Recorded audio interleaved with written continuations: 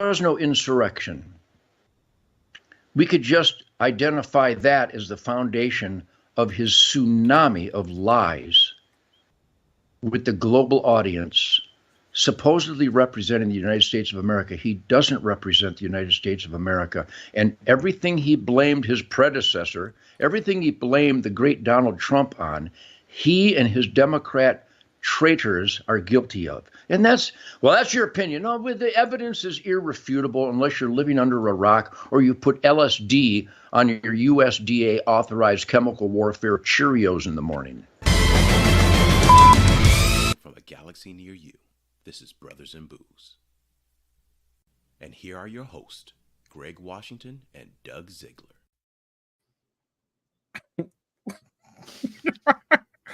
Welcome to Brothers in Booze, Doug.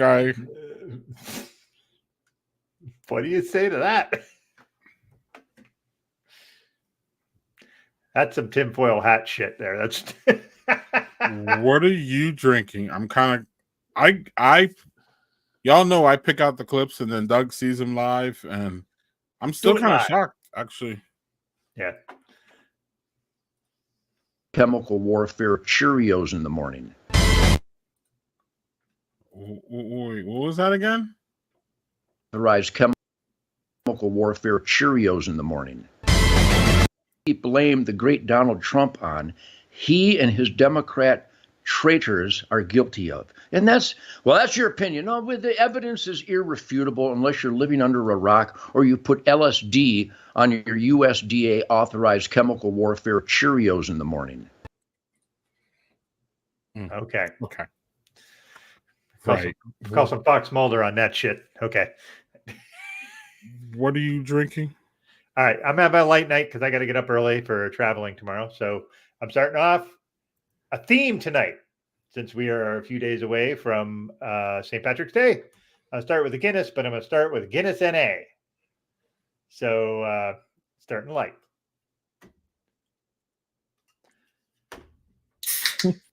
Oh, and it's going to bubble. Here we go. All right. Not too bad. That's a honey of a no, Doug. Oh. Thanks, Art. For that. Nugget Nugent. A little heavy pour there, but it's Guinness. It's supposed to be.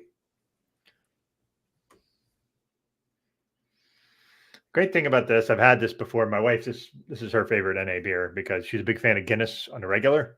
But this tastes, I will tell you, almost exactly like a Guinness. Slightly less creamy. That's it.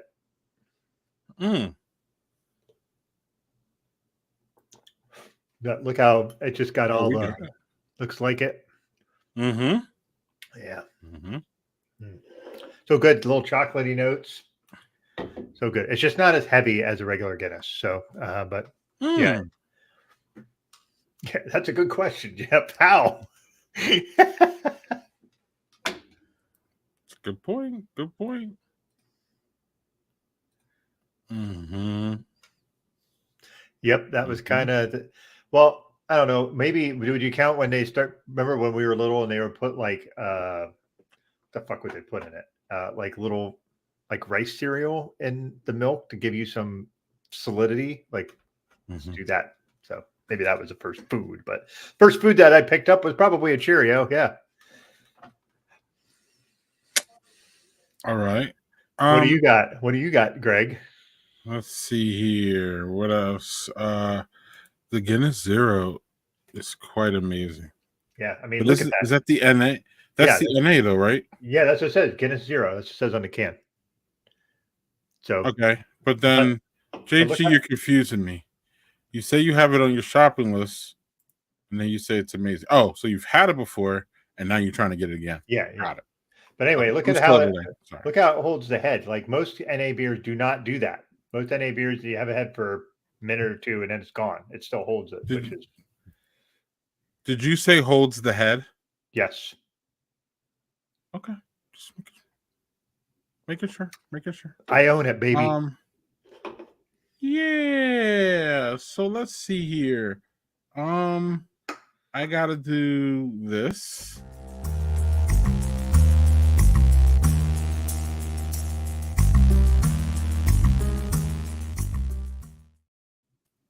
Tomorrow, Doug.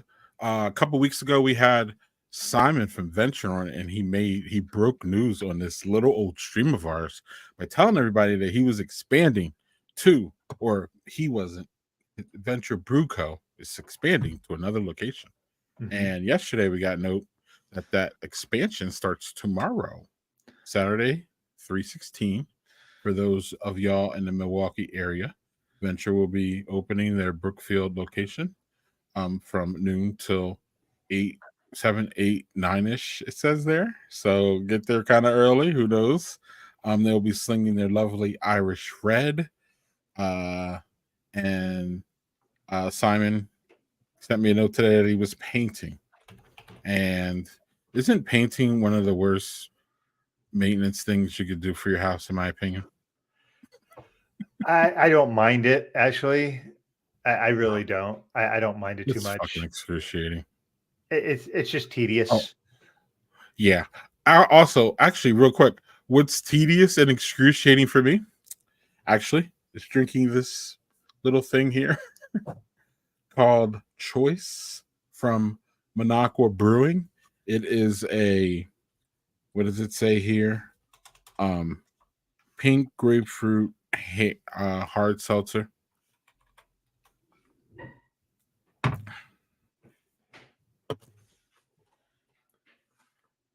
I barely get a little grapefruit. Very underwhelming. It's not really that great. Mm-hmm. It's got to keep it clean. Yeah. Well, I think I called it infuriating, right? Is that? yeah, that's a good word for it. Yeah. Did we talk about our friend Jeremy Lambert, or did I miss that last week? I don't think we talked about that last week. I think I sent that to you this week because it was from the Oscars, which was after we did our last show. Yes, and where the hell is my? See, this is I could be prepared so much, and then I still will be vastly unprepared. Where was that? Let's find out. I have a screen to share for it. Hold on. Oh, look at this! You got my back. This is what it's all about. So our friend Jeremy Lambert did a short film. Unfortunately, I don't know. Click on that picture. Yeah, look at this. 2 Oscars. Him and his crew. They did a short documentary where they started making it in 2019. And it won for best documentary and another award. And I can't remember what it was. But he's part of that. He was part of a team that made this short documentary, and it won. Yes. So Jeremy is one of the most gracious people we had in this show. I think he spent well over 3.5 hours with us. The guy's worked with Hollywood people, and his partner is fucking amazing in her own right. And and he was so nice, and everybody that talks about him just says what a nice human he is, and well deserved. Good for him. Yeah, he's probably the most acclaimed person we've ever had. Actually, I don't think we've ever had Oscar winners. No, he was an Oscar winner when we had him on. So Mal might be harder to book him back on. But well, I thought he was before. I thought he was. No, he was. It wasn't an Oscar. I think he won some other awards for other things, for some of his comic book work and things like that. So he won some awards for that. But yeah, I don't know, Doug. We're gonna try to rebook Jeremy, of course, now. Yep. So we'll find out real fast, Doug. But I think, I don't know, he comes off as an everyday guy, and he is. But no, that's fun, Doug. That's fun. So before we get to our wonderful guest that I've been looking forward to having on the stream forever, we will have to mess this up a little bit, though.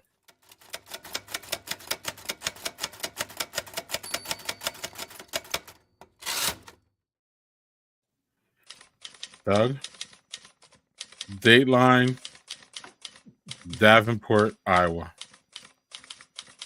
3 young men, Doug. Is it on the screen yet? No. 3 young men, Doug, are charged with stealing a brewing kettle from the Davenport Brewery. Look at these guys. Great looking, aren't they? 3 men face charges after police say they stole a brewing kettle from a Davenport brewery, Doug. Davenport police were dispatched at 10:40 a.m. to Great River Brewery and met an owner who said that he left this kettle in the parking lot. You don't do that, apparently, Doug, in Davenport, Iowa. The owner said he was remodeling his building and was just using the parking lot to store his property, for the time being. Yeah. The kettle was worth $14,000, Doug, in between $14,000 and $20,000. Officers checked the area and found security footage. The video showed the men lowering the kettle into the back of a pickup truck 4 p.m. in the fucking daylight, Doug. That's bold.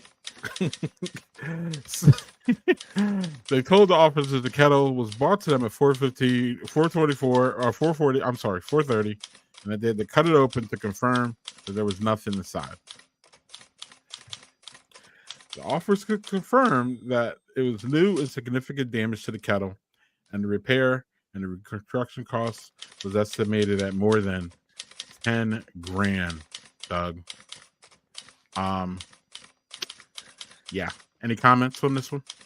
I would like you to scroll up to the pictures again, because I have a comment about the pictures. This is the same guy at different ages. I swear. Wait, so there was some time travel involved or multiverse? That's what it looked. I was like, it looks like just the same dude at different ages of his life, and just they all fucking just converge at the same time to steal this kettle. It's like the world's worst time traveling bandits. Okay. Or like the metaverse of brewery kettle stealers, maybe, or something. Maybe anyway. Maybe the aliens pressured him. Yeah.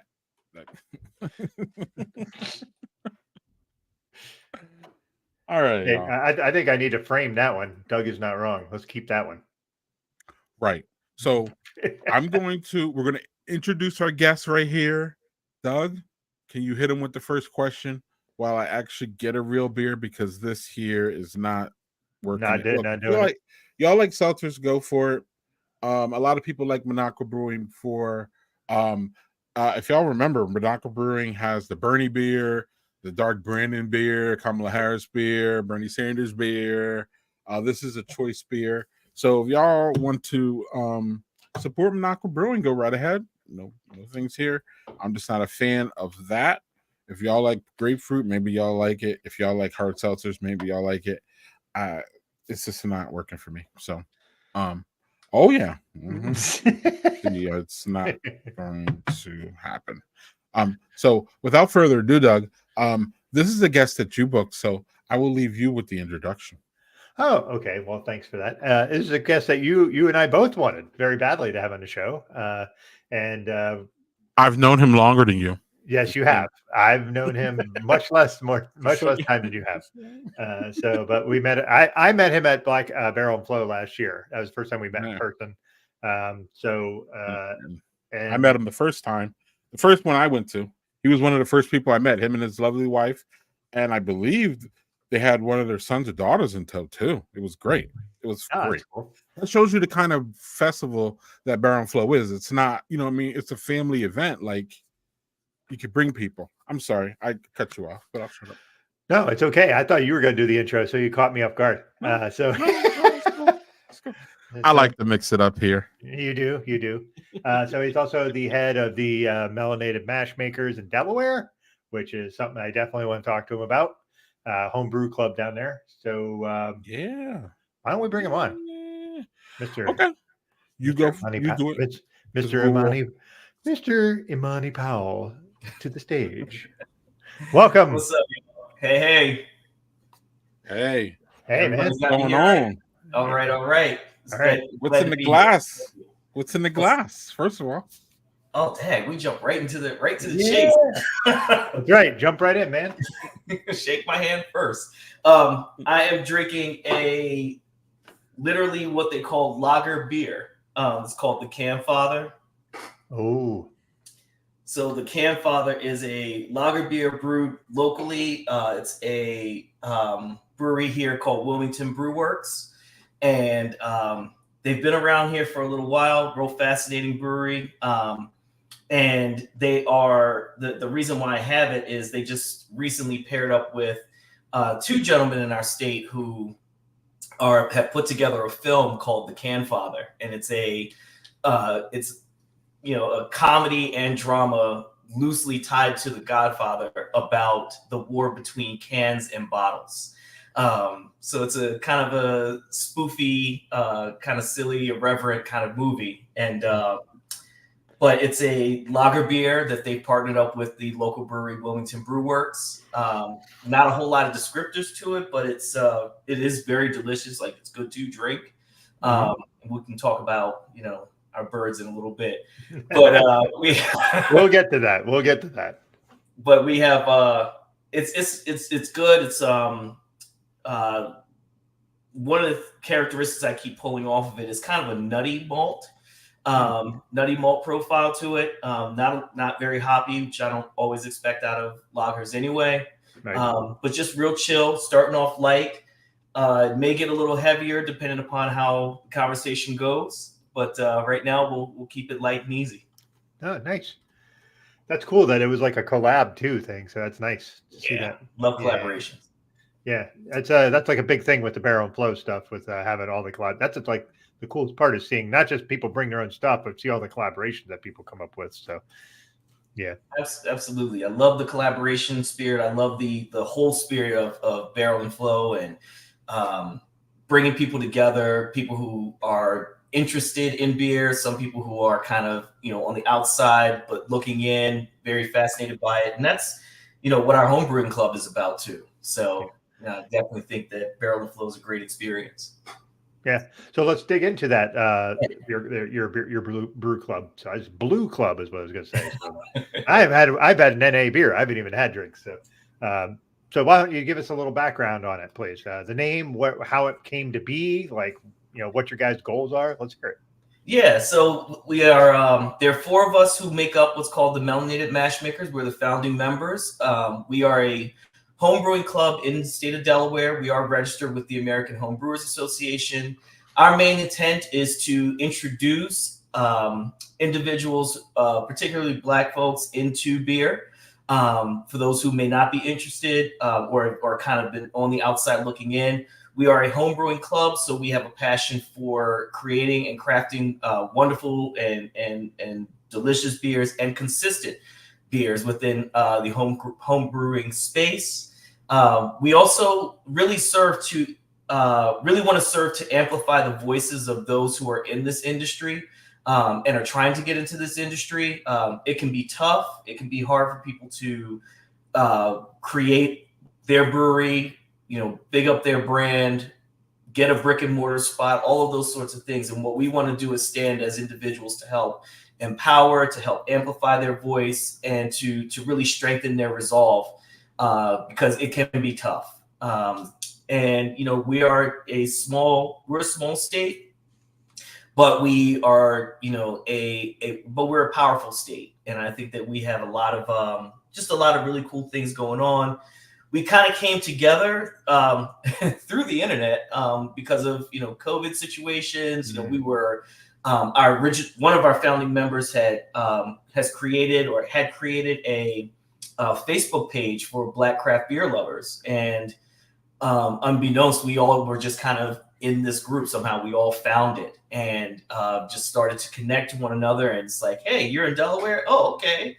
I didn't know that there were other Black beer lovers in Delaware. And the group certainly has folks from all over the country.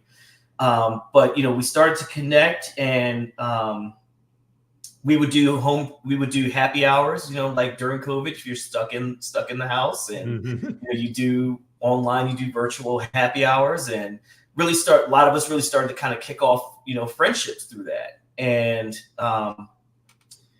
about last year, we're a little bit over a year and a half, I should say. We were just kind of sitting around, and it was four of us, and it was just kind of like, we need to start a club to do these sorts of things and really start to unify and come together and create this organization called Melanated Matchmakers. And we kind of tossed out some names, and I think Melanated Matchmakers might have been the first one that we came up with, and that's what we stuck with. I think people like the alliteration and everything, so the 3 M's is pretty fun and pretty memorable and easy to say.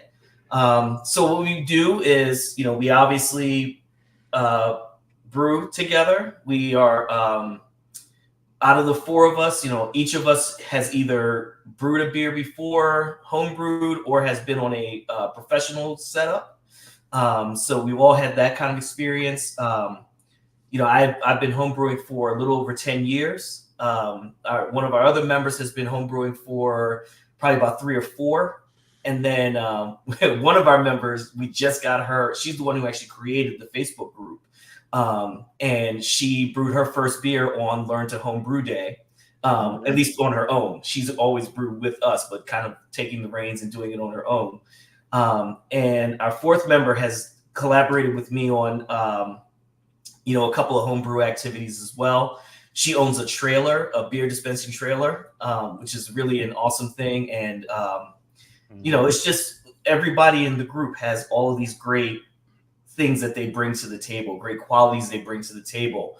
And really just, it's a dynamite group. And, we're looking to kind of become much more official. As I said earlier, we're registered with the AHA, but we really want to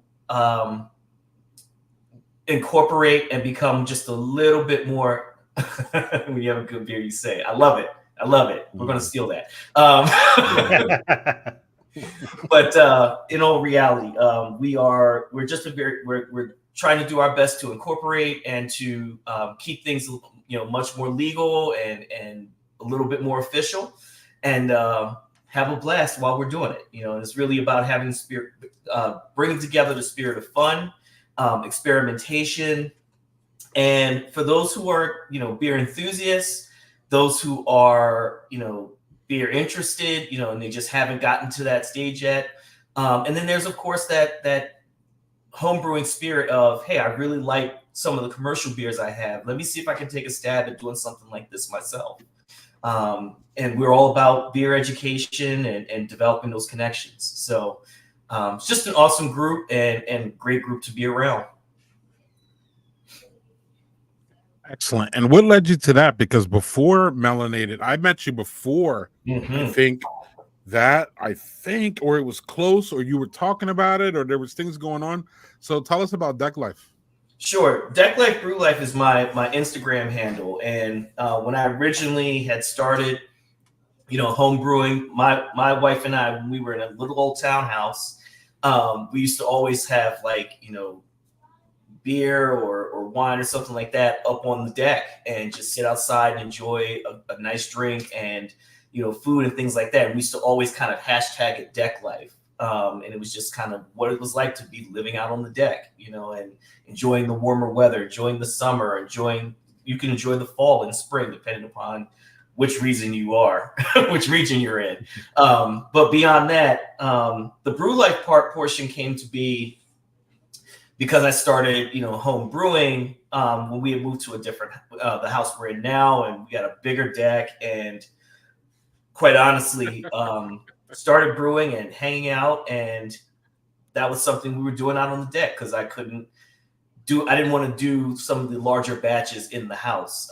There's some horror stories that have happened from brewing indoors that, essentially my wife ended up telling me, hey, you need to go take this outside. So that's kind of where the Brew Life portion came, and just kind of combined those two elements together. And that's, what the theme was when I initially created the account. It was just to tag and photograph and, log my beer adventures, in places that I visited, and it's kind of grown into something much more and much larger. That's what she said, right, Doug? I have Santa Monica Boulevard, Doug. from, can't see it, Microphone Brewing. Now I know y'all know Microphone Brewing. Microphone. Yeah, Microphone. It's some big West Coast IPA. It is tasty. Not too piney as the West Coast ones be, a little bit more juicy.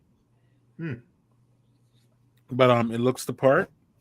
It's great. It's an IPA, Doug. So if it says IPA on the can, I'm drinking it. I know. I know. Daddy IPA. And so that's good. So Imani, now that we got your history and everybody knows a little bit of who you are, tell us what you're seeing or what you're feeling about just home brewing in general. Is it kind of the same thing that's going on with craft beer, where it's kind of a little bit of a reckoning going on? It seems like things are tightening up, or what are you seeing as far as home brewing goes? Yeah, I mean, I know that I've read a couple places that home brewing has faded as or is beginning to be on the decline as a hobby. Especially with melanated mash makers, we want to try to increase that, and certainly bring new individuals into the picture who may have wanted to do this but really don't know how, or they're just concerned. I know at least when I first started as a home brewer, like, you don't want to do it because you're afraid, like, oh, this is going to turn out to be awful and I'm never going to want to do this again. What we would like to do is to be able to brew a batch of beer with someone, have some conversations about it, and obviously if it turns out really well, it obviously would kind of encourage and keep people in it. But I've been reading that, yes, there's been a decline in membership, particularly into AHA. I actually hadn't joined the AHA for many years ago. It took me maybe about 3 years ago, I think, is when I registered officially as a member of the AHA. And it was because a friend of mine strongly encouraged me to do it. But, we have, we see, at least in our area, we see breweries are closing up. Our local homebrew shop closed.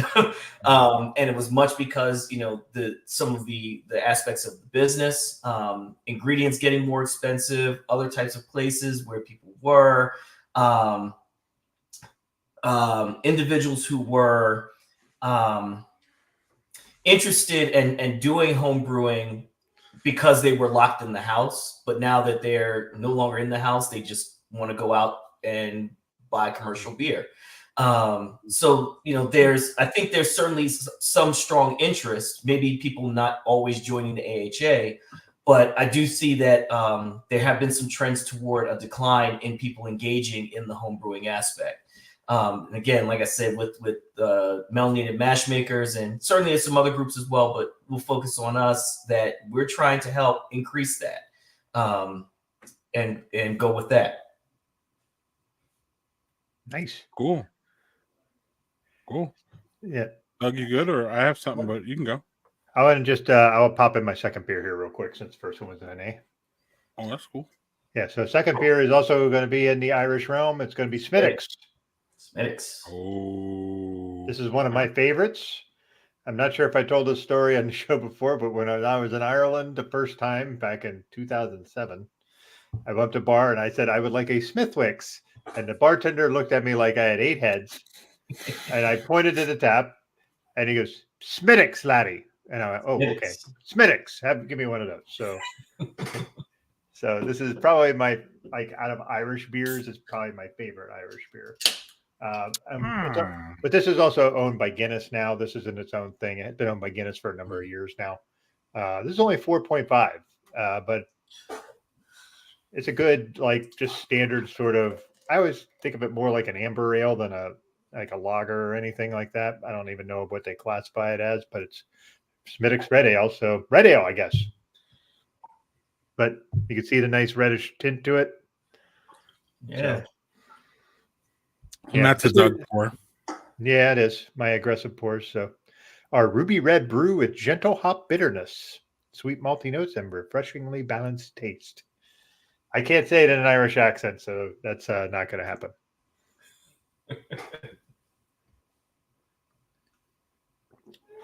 Yep. Good as always. Good as always. All right. Victor. Yeah. So, Imani, I want you to explain. I want you to explain what was going on here. What was happening here? We were having a good time with the National Black Brewers Association. Hosted a happy hour in Southern Delaware, coastal Delaware, at the main headquarters for the Dogfish Head Brewery. And we were invited by the wife of Sam Calagione, Mariah Calagione, to come down for a happy hour in Milton, to meet with other members of the National Black Brewers Association, which is a new organization that has come on the scene as well. And as you for those of you who are basketball fans and kind of know, if you look off to the left there in the black hoodie, that's Kevin Johnson of Sacramento and Phoenix and et cetera. So he's Mayor Sacramento, but he's also the founder and lead. Oh, wait. What? Yeah, he was the mayor of Sacramento for a while. He was or is? He was. I don't think he is. Wow. I'm sorry, Imani. I didn't know that. Okay. No problem. So he also is the owner of Oak Park Brewing in Sacramento as well. And he heads up the National Black Brewers Association, which again is a new association on the scene, showcasing, Black folks in beer and Black folks in brewing. And they've got a wonderful board full of a lot of the folks that you would know of, from Garrett Oliver, Celeste Betty, Alyssa Mercado from Rhythm Brewing Company. So Lady Lager. Yeah, so there's a lot of great folks. Dr. J. Yep, Dr. J. Yes. So it's a lot of great folks involved. Ale Sharpton. Ale Sharpton. Yep. Are all a part of the National Black Brewers Association. I think they call it MB2A. And we just got a chance to come down there and meet with a lot of the folks and shake hands. They invited all the Delaware-based breweries and also a couple of the groups that we have around. So ourselves, the Bruising Banner podcast, which are 3 guys out of Delaware who have a wonderful podcast, and they talk about brewing. They talk about talk about beer. They talk about pop culture, and then also there was one other group that slipped my mind real quick. Oh, Black and Brew, the Delaware chapters. There's an organization called Black and Brew Delaware that also was a part of the invite and came on down to be represented. But it was a really cool happy hour. Got a chance again to run some ideas past them. I'm really excited about what the association can do overall. But I, kind of also come down there with a little bit of agenda of my own, which is, when I look at opportunity with a lot of the organizations, you kind of wonder, well, where is the home brewer fit into some of these larger organizations? And as a home brewer, we want to be able to know what kind of things can be offered to us as home brewers. Maybe those who may or may not be interested in going pro, but still want to be able to take advantage of the strength in numbers and the collaboration that's available through the National Black Brewers Association. So got a chance to talk to the other Kevin, which is Kevin Asado, and share some of my thoughts and some of my interests. There's a gentleman, Raj Little, who works with Oak Park Brewing as well. And we kind of shared some ideas from the home brewing aspect and ways that maybe we can work with the MB2A and also for the MB2A to work, vice versa. So it was a really fun time, really good experience. Got a chance to meet a lot of great people that I hadn't met face to face before. And, also got a chance to share some great beers with folks, and it's always, what's fascinating, what's great about beer in itself is I think it's just a very social drink, and you can have some great conversations, learn some great stories, get some great advice overall. So it was a great experience. It was kind of awkward to meet Kevin Johnson because I was just kind of like, I was talking to Kevin Asado, and he was like, pointing over to toward Kevin Johnson. And I was just kind of like, oh wait, that's Kevin Johnson. Like, why is he over here? You know, so but he was real nice, real cool guy. And you know, definitely shared some of his thoughts about the brewing industry and being an owner within a brewery. So it was just a great experience overall, and felt like we were really fortunate to be invited to something like that for our little old state, and kind of this, you know, home brewing club, this kind of just starting up and getting a little bit of traction. So you know, we were really humbled to be able to get that opportunity. Yeah, that's pretty cool.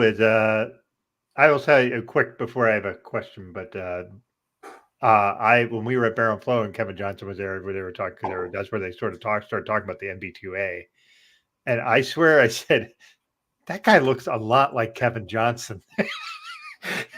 And then there was somebody's like, that is Kevin Johnson. I'm like, what? Like, I was like, and then I went up to him, and yeah, he was nice as pie, like just really nice guy. He was just really gracious, and it was good. Yeah, that guy. I don't know about doing a Gable horse. Yeah, that's yes, Felix. That is the Kevin Johnson that we're talking about there. Yep, right there. Yep, there he is. Yeah. Imani sent us some pictures, you know, some media to use. And he sent us that, and then me and Doug were making fun of him because we're like, look at Imani name dropping with the pictures and shit. Hey, you know what? You got to take advantage of those opportunities when they come. Damn right. Hey, I'm with real quick, Doug. I'm with Doug. He was at Barren Flow, and I walked in. Actually, I was in another thing, and Doug's like, dude, you got to get over here. They're talking about it. So I came over in there, and I'm just standing in the back, and I see Kevin Johnson over there, and I'm like, wait, I know that face. Wait. And I just didn't put it together. And then Doug, like, later was like, yo, that was Kevin Johnson, you know, like the real NBA Kevin Johnson. I was like, that's not who that was. So it was weird. I didn't really get to interact with him, but I did see him and walk past him a couple times. So it was cool. I'm sorry, Doug, you had to say something, or you wanted to say something. Yeah, I wanted to ask about, did you guys discuss the Black is Beautiful 2 beer when you were there at all? Because I believe Marcus Baskerville was there too. And he's the one who came up with the first one. So yeah, sorry, go. Yeah, no problem. Marcus was there. And I don't think a whole lot was talked about when it came to the Black is Beautiful beer at the happy hour. Mm-hmm. But they were there, they were in Delaware for their whole like board meeting. Yeah. So you know, we weren't invited to the board meeting stuff, but you know, I'm sure that they had some discussion about the Black is Beautiful beer, particularly Volume 2. I do know that Dogfish Head had brewed a version, a Volume 2 version, well before they even came over this way. So it seems like, you know, Dogfish Head, Boston Beer Company, was very much on board. There wasn't a whole lot of conversation about the beer itself. I think there probably were conversations when they were having, you know, other meetings. the higher up meetings, right? Yeah. Yeah, I was just curious because they mentioned it and they sort of announced it at Barrel and Flow, and that was cool to hear about. And you know, they're doing like an IPA version or pale ale version. But they said they'd be very lenient and with whatever it was, and was like you could only do that. So yeah. Yeah, all the versions I've seen or had at this stage of Volume 2 have been hazy IPAs. They've all been really good. A brewery that we collaborated with, which we'll probably end up talking about later, they had they brewed their version of the hazy IPA, and it's fantastic. I should have brought a can up here with me, but no, I didn't this time. So. Yeah, I would have liked to see some people brew black IPAs because that's a nice style of IPA that I really like that, and I don't mind Northeast IPAs, but the hazy ones are just not my bag. But I find, at least from the homebrewer standpoint, black IPAs are quite difficult because they can turn very roasty very quickly. Yeah, so I can imagine. Yeah, so that's what these are. What were you gonna say, Imani? You're gonna say something? Go. No, I was just laughing about I was laughing about the glasses and the readers. That's all. Pile on my age. It's fine. I'm having a microphone check. We'll have a microphone check, Doug, from Mike. Oh, look at that can. Another, you like it? Oh, I love that can. You like it? You like? It's kind of simple. Doug, this is a double dry hopped double IPA with Citra hops, and it's fantastic. It's actually a lot smoother than that last one I had. And that was just a regular IPA, and this is a double. So how they made it smoother and more drinkable, I'm not sure, but it is, and it's great. I don't know, Imani. As far as double IPAs, I find those way more drinkable than regular IPAs. For me, like I think they're a lot smoother and almost sweeter. At least for me, typically, like in order to handle those hops, you got to have a strong malt backbone there. So they do come off a little bit sweeter, and they can be pretty hefty. Yeah, they're not light. What was the ABV on that one, Greg? Let's see here. Well, I still got my readers on. As people make fun of me, I guess that was Felix, but it's fine. Yep. I'm used to Felix making fun of me. He's been doing it for literally decades now, so this isn't anything new. 8%. That's it. 8%. 8%, Doug. I don't know if you remember my IPA origin story. I didn't like IPAs until I like doubles, Doug. I like double IPAs before I like the regular ones. So I'm with you on that, man, my man. I'm with you. Yep. Keep the readers. Yeah, don't let people shame me. Also, JHG, just so you know, it's a Steeler fan shaming me, so we're not gonna. Hey, the Steeler fans now are just down to one quarterback. They traded Kenny Pickett. Now all they have is good old Russell Wilson. Russell Wilson. Good luck. Russell Wilson. Good luck. It's a shame they got rid of Kenny Pickett. He was perfect there. He made me so happy because I disliked the Steelers. He was great. He was a great Steeler quarterback. Yeah, I think we all are probably on the same page of Steeler hate. I would say it's a shame. It's just a shame. Russell Wilson is old and he's broken, so I ain't worried about all that. I'm just saying, like, Kenny Pickett was worse, and it was just a shame. So it's a shame they wised up. Awesome. It was awesome. Well, terrible. It's a shame he's gone. Is the point, Doug? That's fair. Right. So anyway, we didn't bring Imani on here to talk about that shit, but we did bring Imani on to talk about this shit. So, y'all, real quick, if March was a beer style, Imani, what would it be?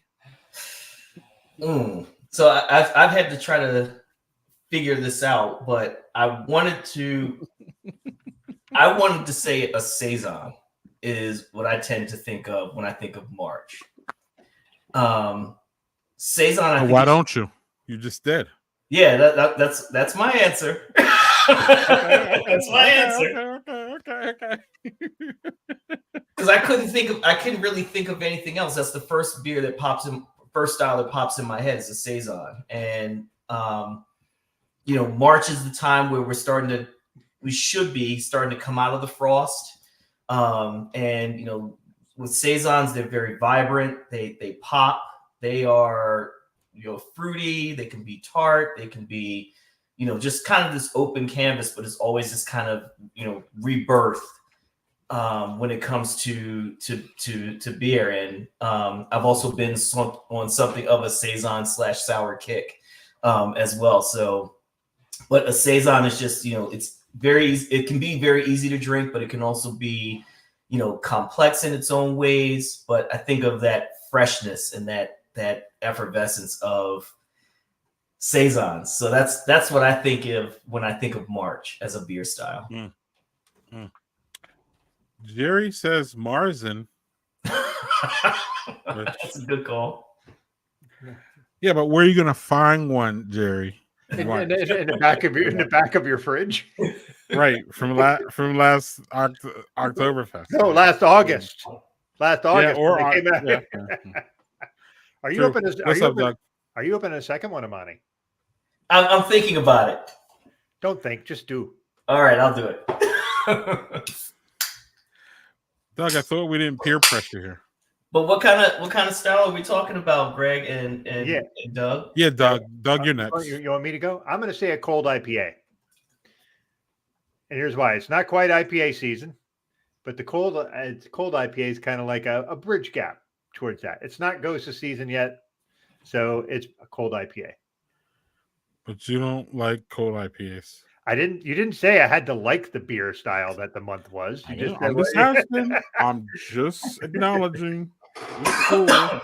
No, it's cool. I respect that answer. Okay. And cold IPAs are also very trendy at the moment, so it fits the trend. So allow me to be basic. It's funny that you said that because this is Kia Ora by a local brewery, Autumn Arch. It's another Delaware brewery. This is a cold session IPA. Oh, nice. Brewed with Motueka, I always mispronounce that, Nectaron, and Nelson Sauvin. It is 5.5 ABV, so again, sessionable beer, but it's a cold session IPA, and it's crazy dank. Oh, look at the color on that too. Look at that, dog. You're getting a certified Cicerone saying your answer is great. How about that? That's a good one. Yeah. Jerry says margins, you make them now and enjoy them later. True. Let's see here. Any other answers? No. I do like this one though. This is fun. We're going back there.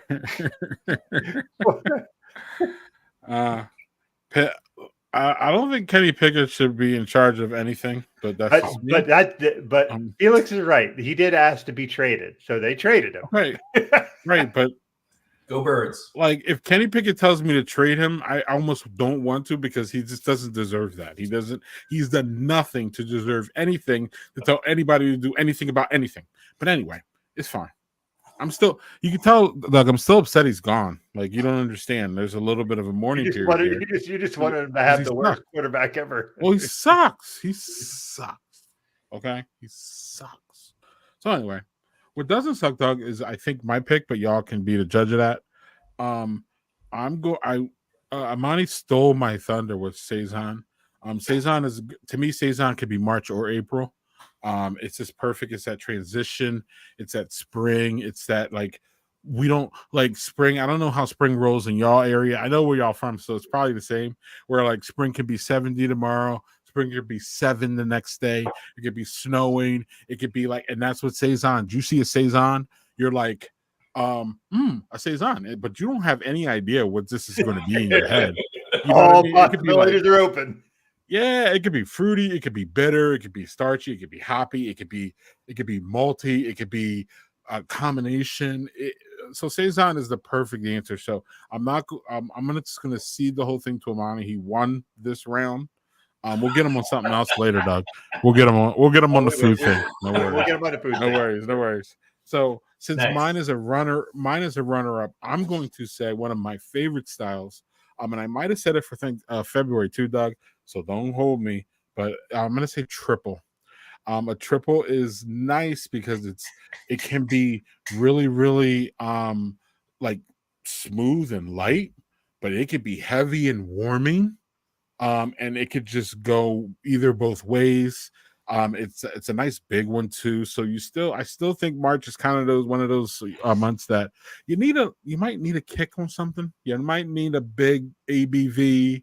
We're still not out of the winter yet, especially where I'm at. So, and you might need a little warming. So I'm going to say triple. I can say triple probably every month, Doug, and justify it. So you're going to have to stop me from saying triple here at some point, Doug, in one of these months. I love that. I'm going to get away with it now. Why do you like that, Imani? What's going on? I love that answer.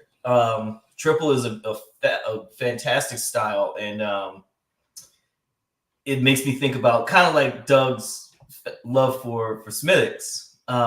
I love Triple Carmelite, which is now under the Ab InBev portfolio, but Triple Carmelite is a fantastic beer. It's got a lot of not grape. It's got banana. It's got orange. It's dense. It's got it's dense, but it's not and it's not watery, so you're just not pounding it down, and you can just sit back and enjoy it, and you smell it, and it's just a fabulous, like, I just love that beer from end to end. And I love that style. Triple style is great. Good call. Yeah. Look at that. Okay. Nice. I like that. Nice. I like that. That's our resident guy who knows everything. Savant of everything. Mhm. Yeah. Daniel is dropping gems on us. Yeah. And Jerry's right too here. Jerry's right too. Hey, what's up, Jerry? And Felix is wrong here. We're gonna move on so we don't give the Steelers any more. No, we're cutting that shit off. We're done with that shit. Yeah. Triple could be for any type of weather. Yep. Yeah. It's interesting because Belgian styles in general are pretty good year round, except I will say, like, I don't think a double is very good when it's really warm. That's like when it's warm out. I don't find that to be good. I'll drink a quad then, but not a double is more like a fall style for me. But oh yeah. Double fits in with all the fall things. You got we'll save that one for September, Doug. Mm-hmm. Yo. Nice. So I thought this would be fun, Doug. We'll pull this question out here and there going forward. But I really want to hear the comments from the people in the comment section. I really want to hear y'all's answers on these. I know the answer for a lot of y'all, but I want to hear what y'all say. And maybe Imani, who doesn't know, he can guess a lot of these. But Imani, you start. Tell me what state you're from in 2 words, Imani. So can I do your state first, Imani? Can I do your state? And I'm just gonna take one off. I'm gonna say Joe Biden. Those are my 2 words for your state. All right. That's it. Are we saying the state you currently live or the state you're from originally? Because state you are whatever you want to do, Doug. Whatever. Right. Whatever. I think from means where you're at now. That's where you're from. I'm from, well, y'all know. I'll say it. Mine is a Cheesehead. That 2 words, right? Cheesehead. Yeah. Monty, what you got for your state? So I'm originally from Maryland, so I would always say crab cakes. Yeah. Okay. Don't tell us the state. Just tell us the 2 words. We want to guess. Gotcha. Mm-hmm. Too late. Yeah. Right.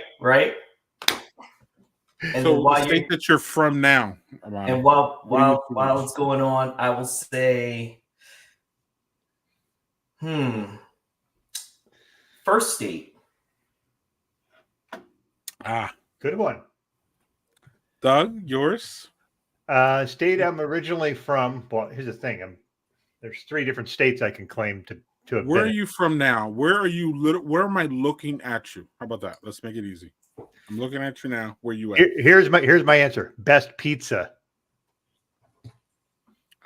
Oh. You're going there. Yes, sir. Yes, sir. Okay, so it's definitely Illinois then, right, Doug? Illinois. We've had this discussion. That is not pizza. Chicago tavern style pizza is pizza. Deep dish pizza is pie. Delicious pie, but it's pie. Imani, I'm not. You can tell we've had this conversation too many times. Let's see. You didn't expect me to go there. Big Apple's a great one too, Daniel. Big Apple. What? Really? I have no idea. Do y'all know? I mean, I know where Jerry's from, but yeah, me. I don't know that one. Oh, there. Yeah. Shit. I think I know, but I think I'm probably wrong. I think Yellow Rose is like, isn't that a country western song of some sort, or maybe I'm wrong. Brotherly Shove. Heck yeah.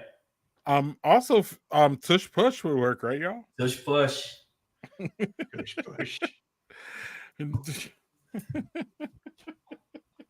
Dunkin' Lobster. That could be 2 different states. That could be Maine as well. Doug and I have a running joke I think Felix is this. Doug and I have a running joke about Chicago pizza. I call it deep dish pizza. Dog calls it deep dish pie, and thus the divide. So Yeah.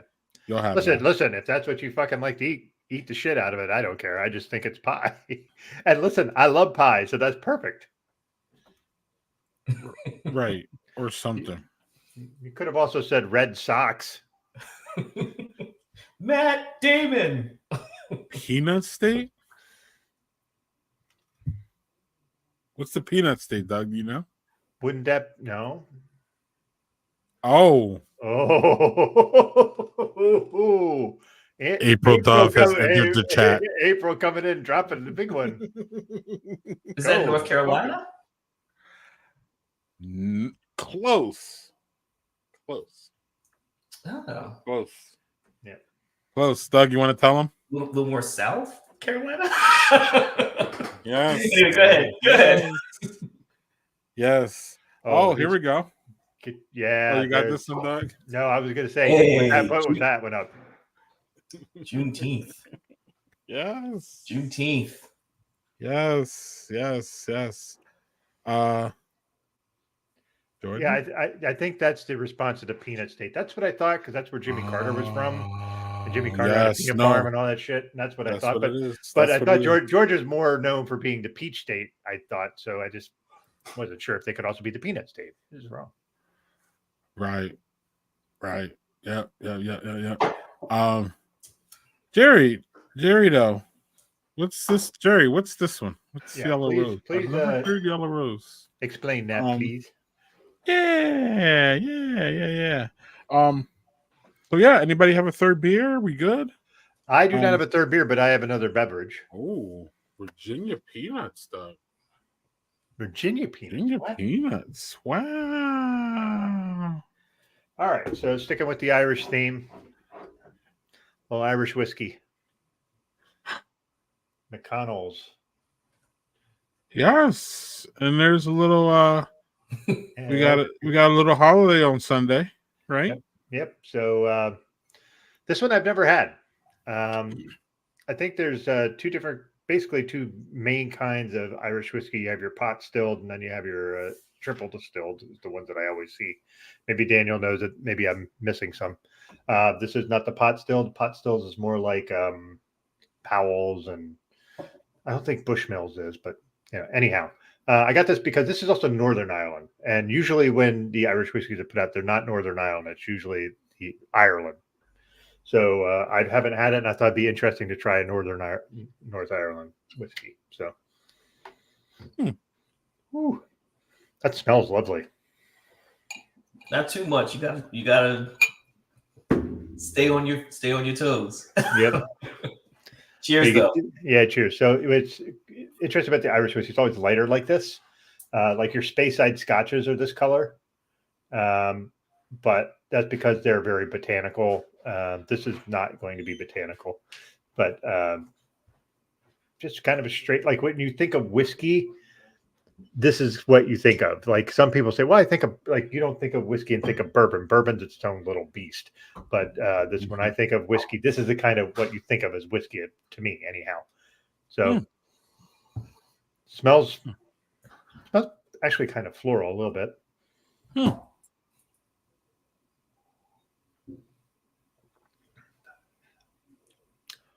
Man, that's lovely. It's really smooth. A little burn at the end. Which is kind of typical of the Irish whiskey is. Like Jameson's a bit of an outlier. Like that's an Irish whiskey, but that's mass produced and it's a little bit sweeter to kind of appeal to the mass production part of it. So this is not like that. This is a little bit sweet on the palate as you go, and then it got a little burn, almost like a bourbon burn at the end, but not as heavy. So, cheers. Cheers. Fascinating. Imani, when you're not drinking beer, you're drinking hard alcohol. What are you going for? Yeah. If I am drinking hard alcohol, I'm still a newbie into all of this. So I've been just touching into whiskeys and bourbons, and I've been trying out, not trying out, but I typically will drink like Uncle Nearest just because of its history and its roots and ties to Jack Daniels. Looking forward to reading Fawn Weaver's book, and just learning more about the history of that.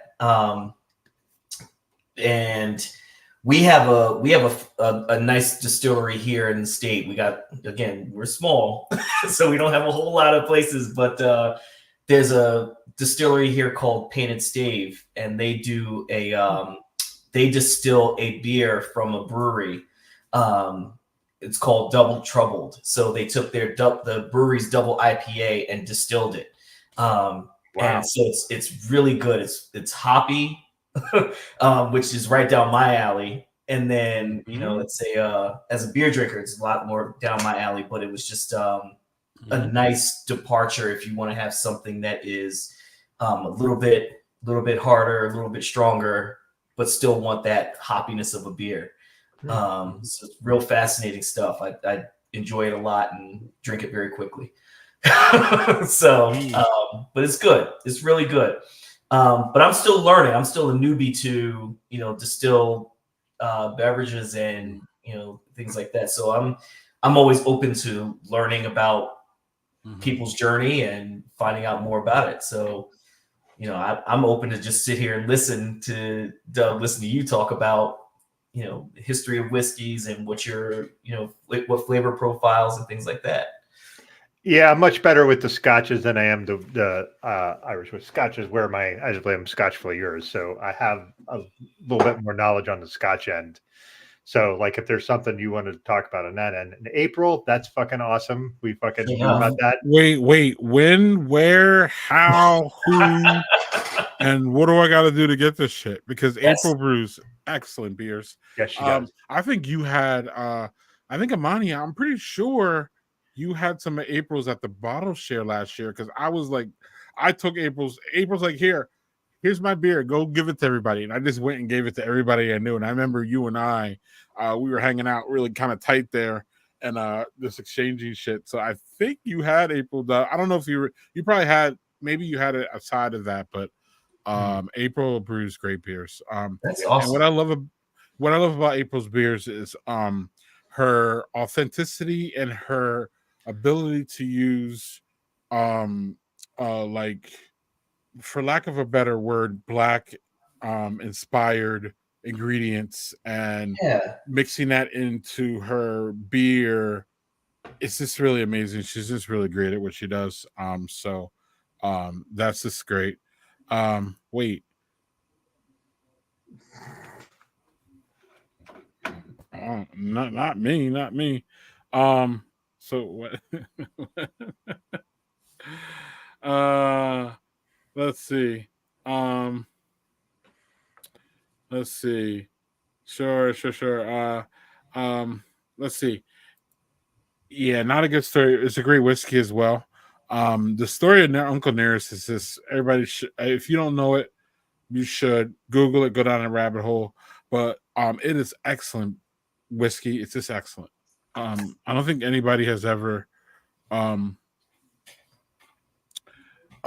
never heard anybody say a bad thing about it. So Sure. So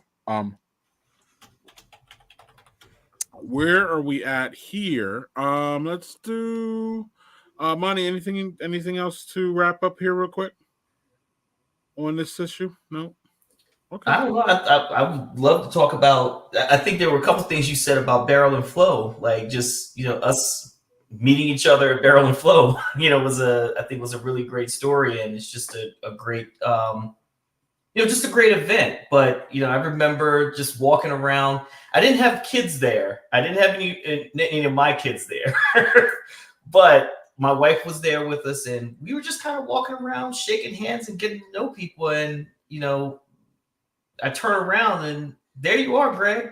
There you are. And, I always remember you being just really welcoming and open and just being friendly. And, we just hit it off, and it was really cool. And I know that every year that we've seen each other at Barrel and Flow, it's always like, we got to get you on the show. We got to get you on the show. We got to get you on the show. And,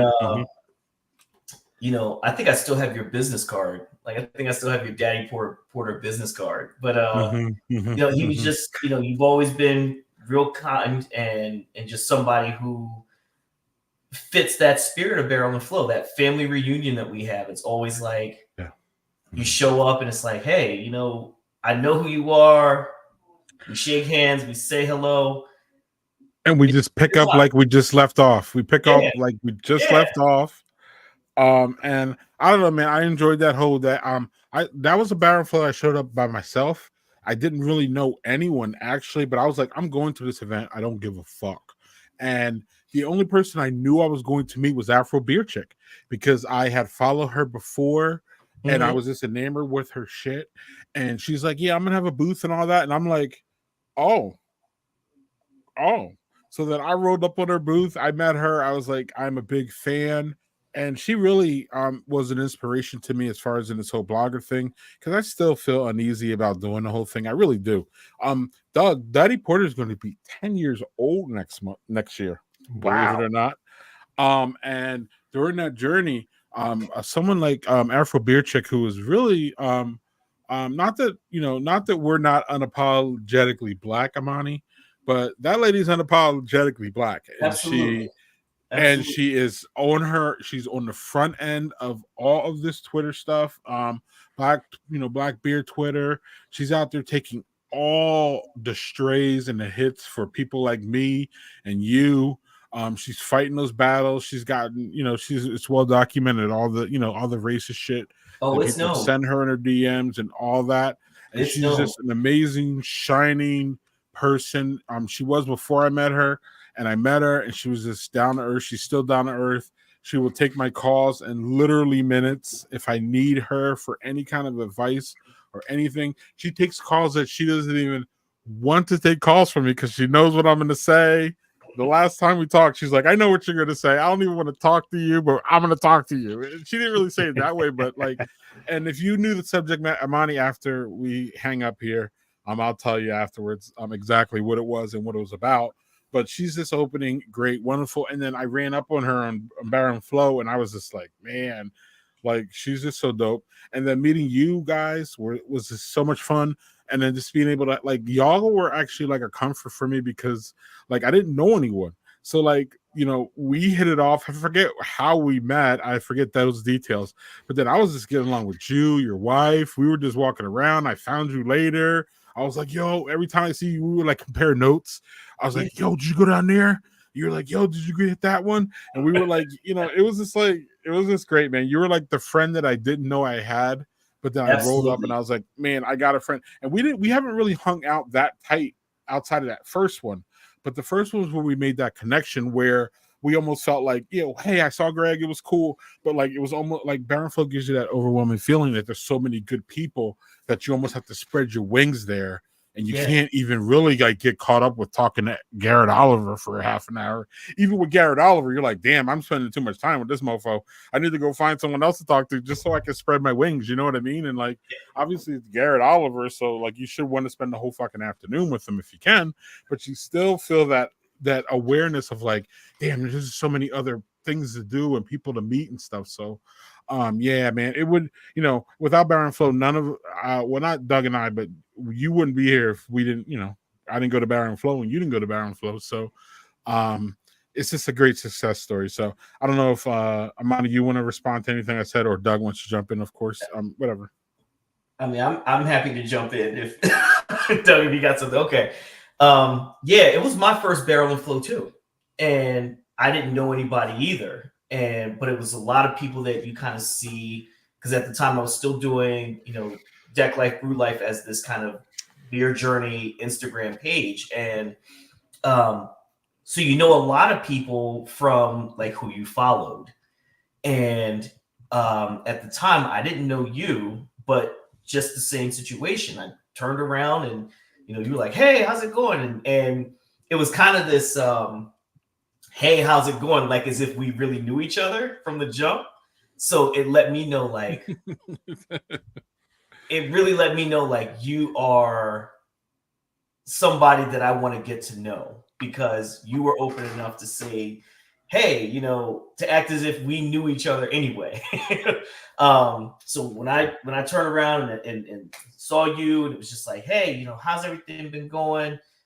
It was the first festival for me. I met Afro Beer Chick at the event. I'm a little more reserved when it comes down to it. I was a little more reserved, and so I said hi to her and kind of knew who she was, and then I was kind of like, what do I say, you know? But she was very kind the whole time that we talked, and but I remember meeting Garrett Oliver and kicking myself for not having the Brewmaster's Table book with me, which is a book I've always, referred to, and was like, oh man, I could get him to sign. And he, what took me back was he's so open and just willing to talk. It's you kind of know who he is, but he never comes off as someone that you are, he never comes off as someone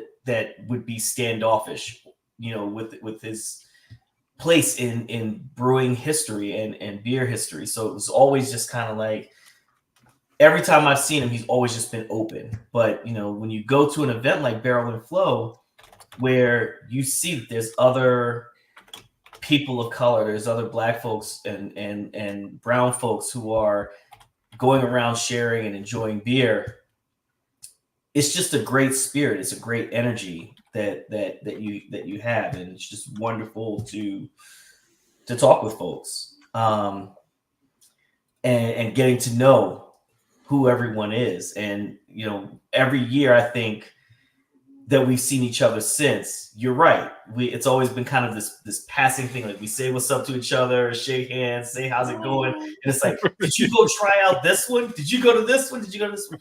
And I'll put it out to the world right now, so you can hold me to it. Like, we definitely need to hang at the next Barrel and Flow, and in a very legit way. So I'm open to it. I plan to go this year. So yeah, we're there. Let's have dinner. Let's have dinner. Yeah. Let's have dinner. Yeah. One of those nights we have dinner, you know what I mean? We'll just, head out, and we'll make sure we're tapping to each other as far as, where we're going to be. And that's usually a great time, because dinner, you can like chill a little bit and like have a side thing. Doug, Barrel and Flow, what's going on, Doug? Also, we're getting April coming with us too. Nice. And yes, this is gonna be fucking fun. Barrel yeah, Flow, we hung around April. Like, April was our mainstay last year. She was she's fucking great. She's fucking great. I love April. So Barrel Flow is, I want to make it very clear, and I've said it on this show before, it is a festival to celebrate diversity and Black folks in brewing, as well as they get Black folks for cook, like all it's for BIPOCs. It's to celebrate all of them, everybody at the same time. It's a great festival, and it is a family-oriented thing. So if you have kids and you want to come, just walk around in strollers, or they come with you, and it's fantastic. And listen, you think, well, it's for folks who are Black. No, it's for everybody. It's for everybody. Yeah, I went and I felt entirely at home. I've made some tremendous friends there, and April's one of them. I go there, and I just, like, Greg and I have been friends for years, and it's something where we go and we usually stay in the same place, and like he and I hang out together. But it's like, there's times where we're like, all right, man, I'm going to go over here. Yeah, great. And then I see people and hang out with people all over the place. It's just fucking great. It is really like a community thing. Like, it's a really communal thing. And if you can go, I highly encourage you go. Not just because you'll have great beer. There'll be great people wandering around. You can talk to anybody. Like, yeah. I personally haven't talked to Garrett Oliver, but I also don't feel like I in that respect, for somebody like him, who's like a fucking giant in the industry. Yep. I feel like, why the fuck would he want to talk to me? But I will talk to anybody else there. Like, that's the thing. But Doug, I will promise you, he will give you the time of day. He will talk to you just as if he was there as just a festival attendee who is enjoying the session just as much as you are. Yeah, I will say the person that I actually would love to talk to is Dr. J. Greg's talked to her a few times. Mm-hmm. I just would love to talk to her about, like, she did that one show that was we were just talking about the root of African cooking and how it affects American culture. I can't remember what the name of that show was, Greg. It was on Netflix.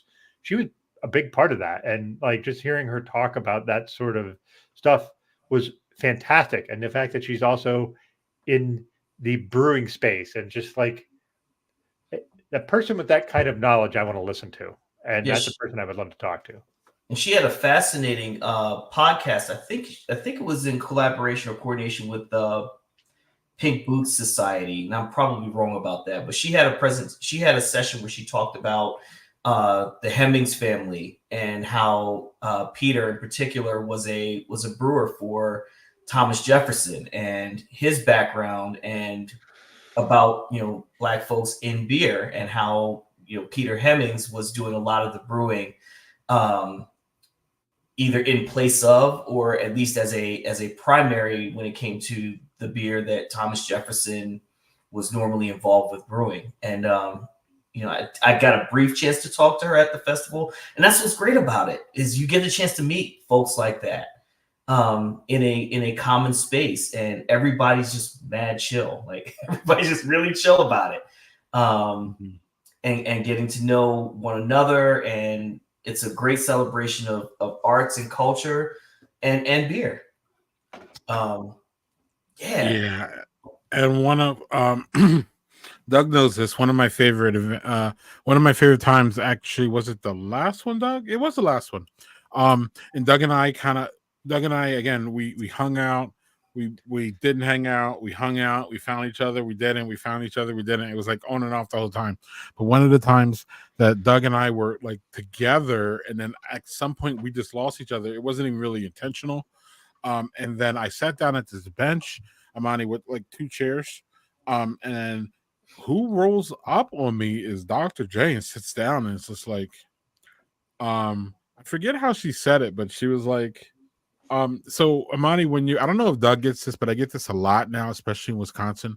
I get people telling me that they want this to be off the record, or like, because they know I have like a Friday stream. They know I do my blogger stuff. They know I do my Badger Beer Hour stuff. So like, there's a lot of times where people look at me as like, someone who can broadcast stuff, and they literally say, I forget how she worded it, but she's like, I just need to talk personally or something like that. And I was like, oh, okay, cool.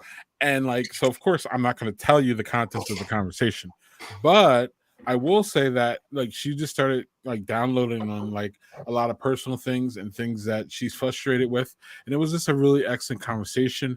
And I actually really gained a lot of respect for her, because she was just able to have that conversation with me. And we've known each other, for a bunch of years, during the Battle Flow, we see each other and we talked and all that, but not enough, Imani, that, that like I got that information that I got.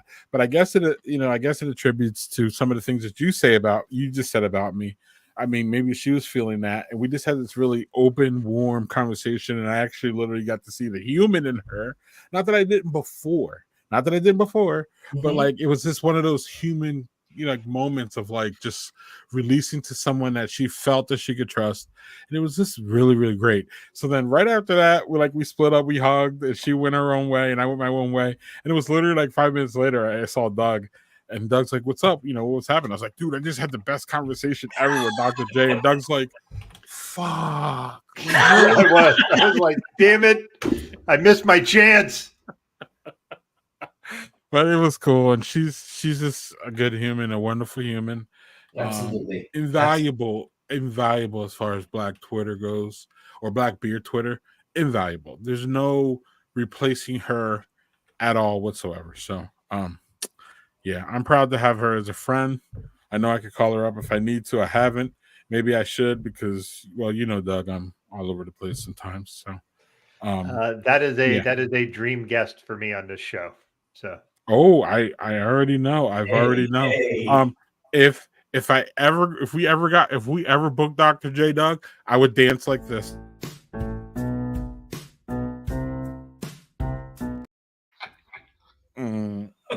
It would be all over the place, Doug.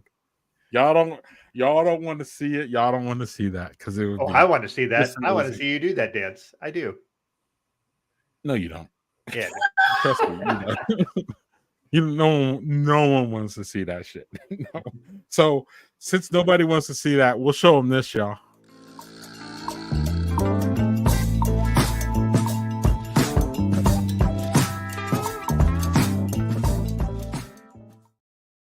What are you watching?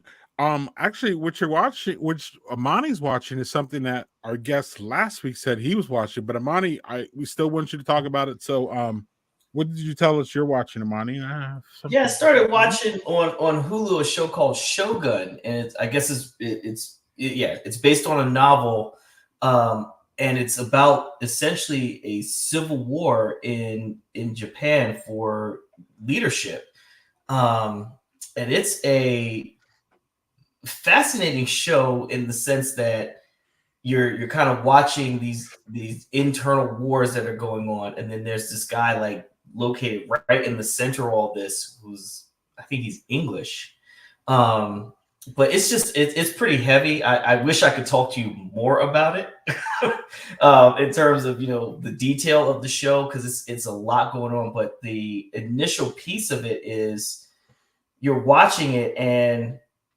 it's all like, I have to do the dub version. I can't even do like subs. I have to just sit and digest everything that's going on, because there's a lot of politics going on. There's not a lot of, I was kind of looking for some bloodshed, to be honest with you.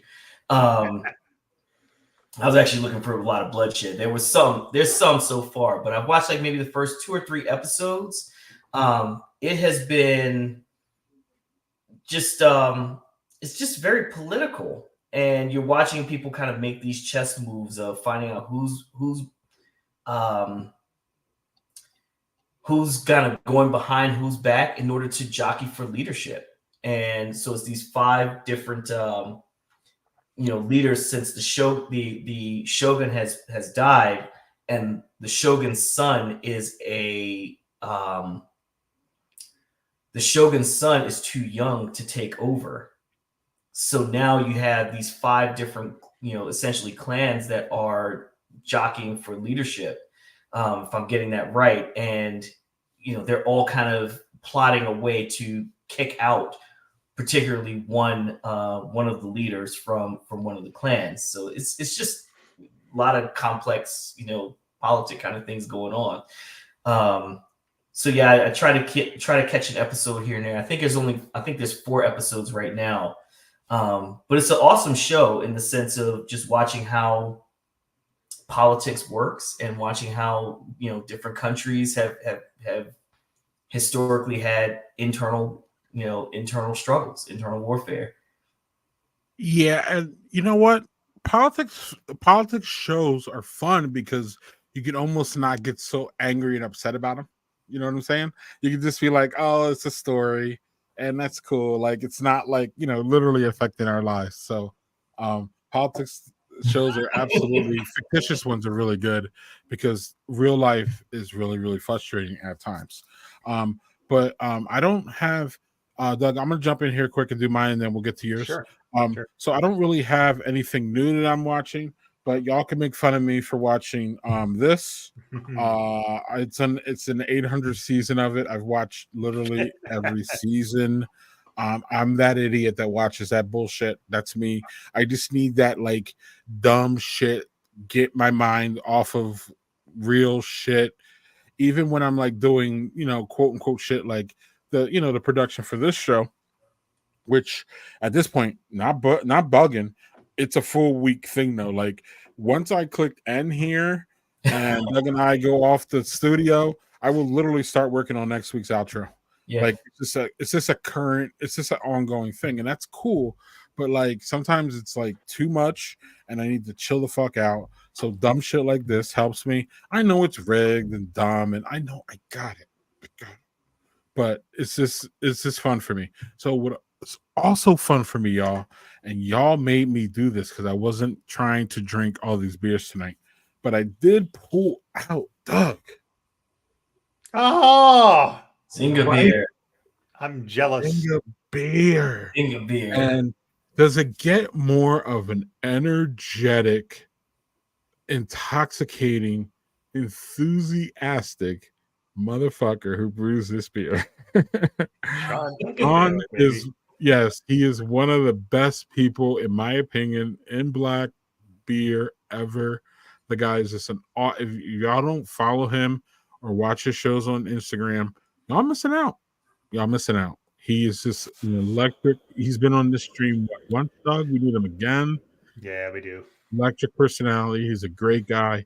He's a good beer. He's a good brewer. This beer is excellent. I'm Doug. I don't know when I got this beer. I don't know how old it is.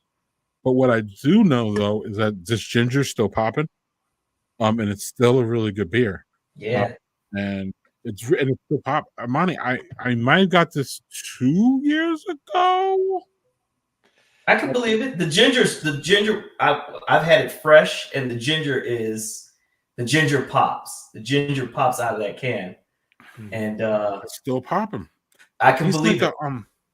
It literally tastes like a ginger ale. It literally does now. And there's no like beer aftertaste. This tastes like a ginger ale. So this is great. This is my fourth beer or whatever.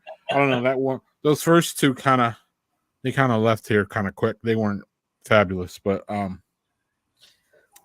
yeah. Oh yeah. So, and I did get some JHG from him too, and that was 2 years ago. Yeah. So that's what I'm saying. This beer is old, and I haven't been popping it because I've been saving it. It's one of those beers I kept saving, Imani, and then like y'all kept talking about it, and I was like, man, I miss Sean, so like I bought it out. But yeah, so I'm having a good time with that. Doug, what are you watching? All right, so what I am watching is this show. It is called The Gentleman, and it is made by Guy Ritchie. So if you like the movie Snatch, Lock, Stock, and Two Smoking Barrels, it is like that, but in a show. And if you look at the actors and act like Jolie Richardson's in it, Giancarlo Esposito, Theo James is in it. Like Theo James, everybody knows who he is from a lot of different things, but the thing you might know him from is a Divergent movie series, but he was much younger then. It is really, really fun. Really fun. It is. It's a kind of thing that you watch, like, you know, there's like violence in like Snatch and the other movies. Yes, there's violence in it, but it is funny violence, if that makes any sort of sense. Which one had Bullet Tooth Tony? Was that? Oh, that's Snatch. That's Snatch. That's okay. Snatch. Yeah. So there's Bullet Tooth Tony, and then there's Boris the Bullet was in Snatch, but Bullet Tooth Tony is in this show. He's in everything. He's in everything Guy Ritchie makes. Like that's one of his favorite actors. He puts him in every movie. I forget what his name is, but he's good in it. It's just a really fun little romp to watch. Nice. So the premise is basically like the Theo James and the guy that was in like the chicken suit in the bottom corner. They're sons of somebody who owned an estate. It was royal, like a duke or some shit, and he died. So he had to pass the house on, and he passed it on to Theo James, even though the older son that was from Matthew McConaughey. I didn't realize that. Okay, I know what you're talking about, JHE, but I didn't realize it was the same thing. But the show is fucking great. I didn't see the movie with Matthew McConaughey, but basically the oh, okay, cool. Now I'm gonna have to watch the movie. Thanks for adding more stuff for me to watch.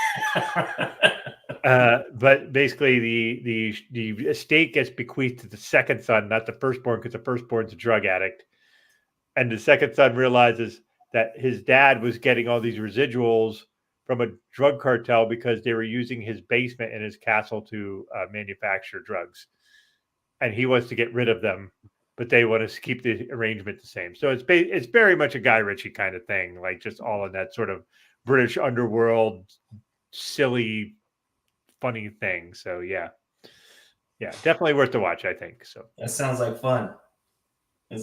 Good times. Let's catch up with some of these comments here real quick before we move on. Jerry says, while our state flower is the bluebonnet, there's an unofficial state song in certain quarters called the Yellow Rose of Texas, Doug. It was a minstrel song you should probably imagine Yellow Rose was referring to. Racism. So Jerry is dropping gems. I'm loving it. Jerry knows a lot of April was shit. hoping to do a collab, and she's going to speak. So it took great. 1 year for our friend to become a star at Baron Flow. Doug, respect to everybody. We predicted this shit. Yes, we did. So it's our fault. We're going to take some credit for that. Jerry met me in an elevator, and I shocked him when I called his name out. Yes, he did. That is literally how Jerry and I met. Hey, you're Greg Washington. What? Like, who the fuck are you? And how the fuck am I? I hope you didn't. I hope you didn't say it that way. Who the fuck are you? I gave him that look though. Ask Jerry. He got the look. Like, what?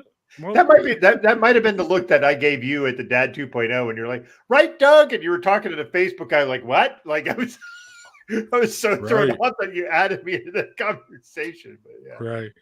Manny's like, I would never talk to Greg, Imani, when you were talking about me. That's a shame.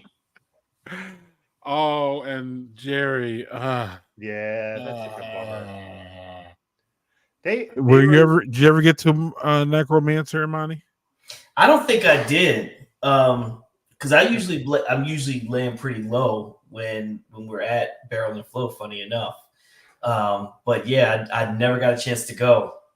And that's a sad story, man. It's a common story that I've been hearing, and breweries just shutting down and closing their doors, and it's a sad one. Necromancer was a good one. Necromancer is also one. We had dinner with Miss April Dove there, so I'll never forget that one, Doug. Especially now. Yeah, it was good. We ate the African food. We had the African food there. It was the African food truck was just fucking delicious. They also the thing about Necromancers, they also brewed a lot of really classic German and European style styles. Yeah, so and good. The conversation. Oh, I'm sorry, Doug. No, you're right. Keep going. No, I was just gonna say the conversation that we had with April there was better than the food and the beer, and the food and the beer were top notch. So that's what we're talking about dinner. Like, I don't know, my dinners generally are always special at Baron Flow because they always end up being with people from Baron Flow. So that's what remember the lunch with Jerry and Jeremiah, Doug? That was amazing. Or were you weren't there, Doug, were you? You were there. I was there for some of it. Oh, okay. Jerry says, "Watch Will Trent." Not sure. I've been meaning to get into that one. I haven't watched that yet. Okay. Yeah, I've seen a lot of good talk about it, but I don't even know what it is. So, G says you're welcome from this comment though. Yeah. That okay.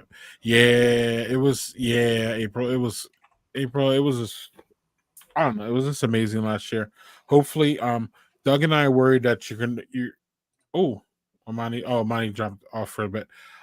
So April, Doug and I are a little bit worried you're gonna want to what do they call it? Big time us? She's gonna get too big and not want to talk to us anymore.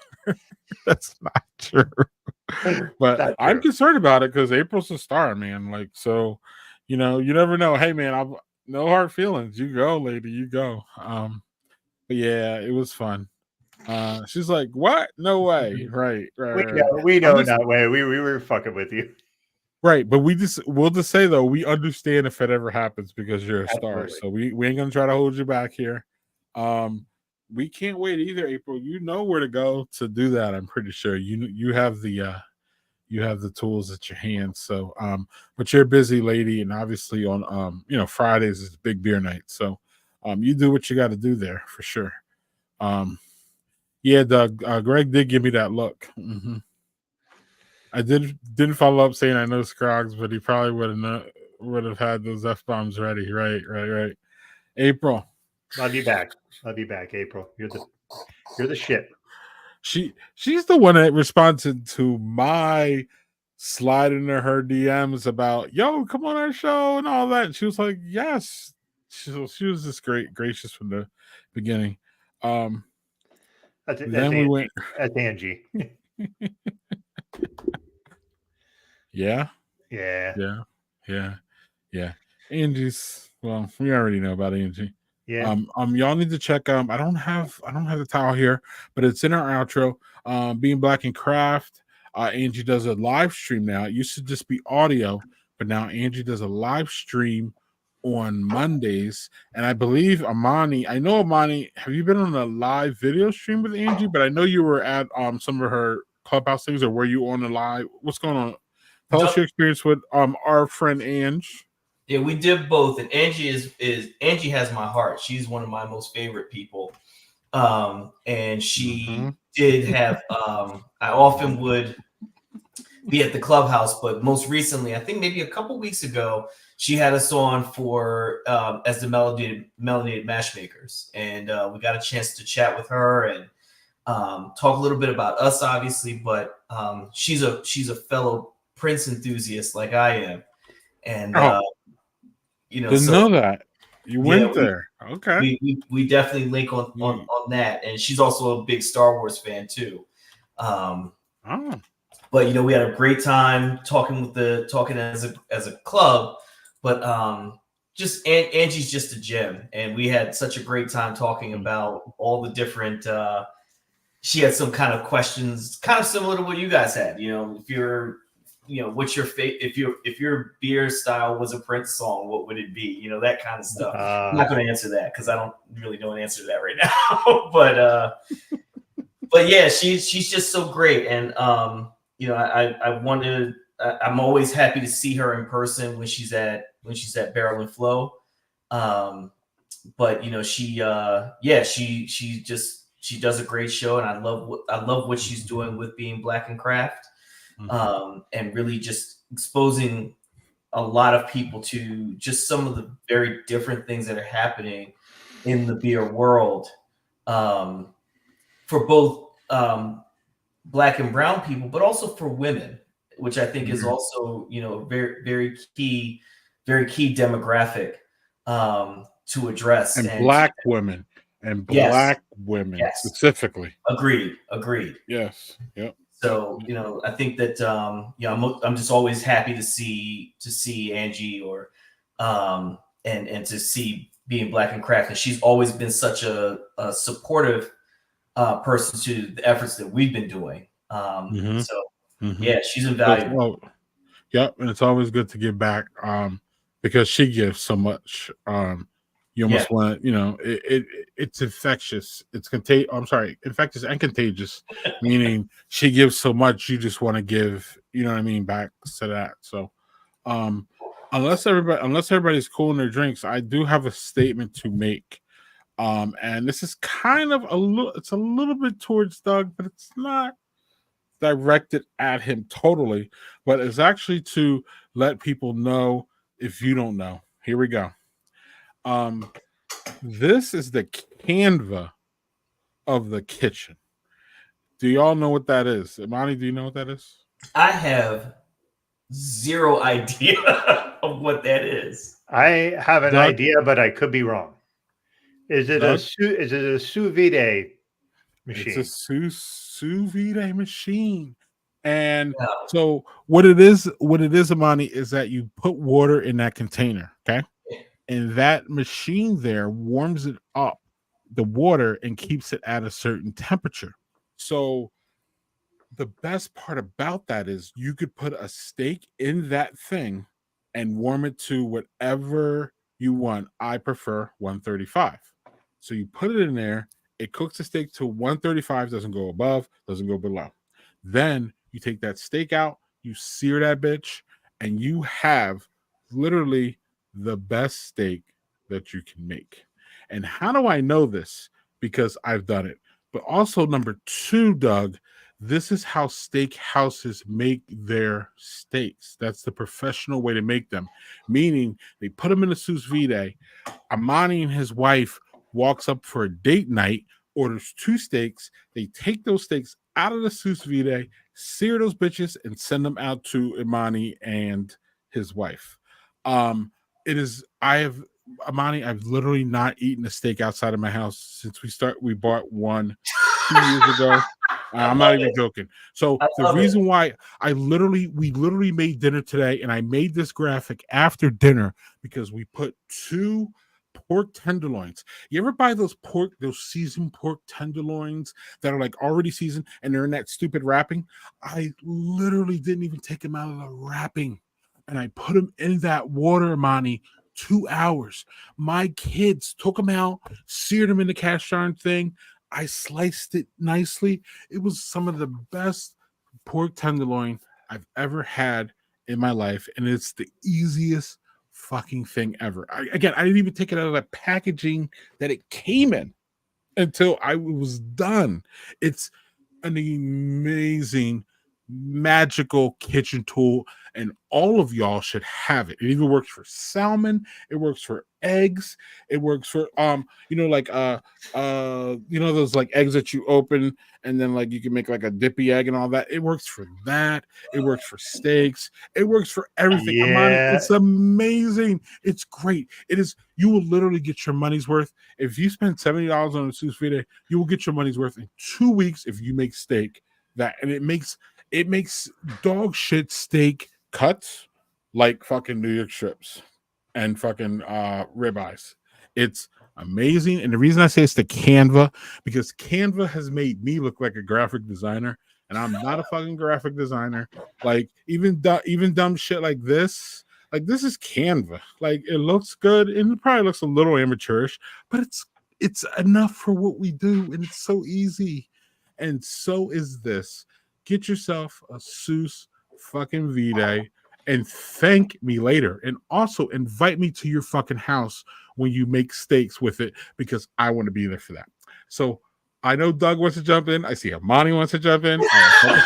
Let Imani go first. Let Imani go first. Okay. You go first. You go first, Doug. No, well, there was one thing that somebody said that this was Mark Schnepper, where he said you have to put it in a bag. You can't just fling the steak in a bunch of water and let it fucking like you have to put it in a bag and put Yes, but barely though. You could almost literally, depending on what wrapping that steak comes in, you can just put it in there if it comes in just a vacuum sealed bag. It has to be in a vacuum sealed bag. Yes. Mark is correct. Okay.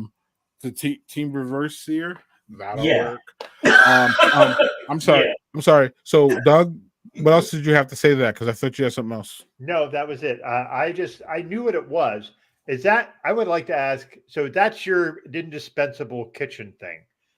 Let's get to Imani's comments, because then I have a question about indispensable kitchen utensils. So That's cool. So I'm team. Is it Jeff Tepper, team reverse sear? That's my camp. Like I'm with that. So you made me think about when I homebrew. You know, I used to use like the pots and the outdoor burners and stuff like that. I use an Anvil Foundry, which is like an all-in-one homebrewing unit. And I've read people doing the sous vide, doing it in their Anvil Foundry, because this is where you create like the temperature for your mash water and everything else. So I don't necessarily have to be sold on buying one of these sous vide machines. I could actually take that steak and do it in that machine as opposed to buying another machine. So I'm just trying to think it sounds like a very fascinating idea, and wondering like how do you go about doing this. But I do the reverse sear, like drop that thing in the oven for a little while, and then throw it on the grill and burn the hell out of the outsides, and make that work.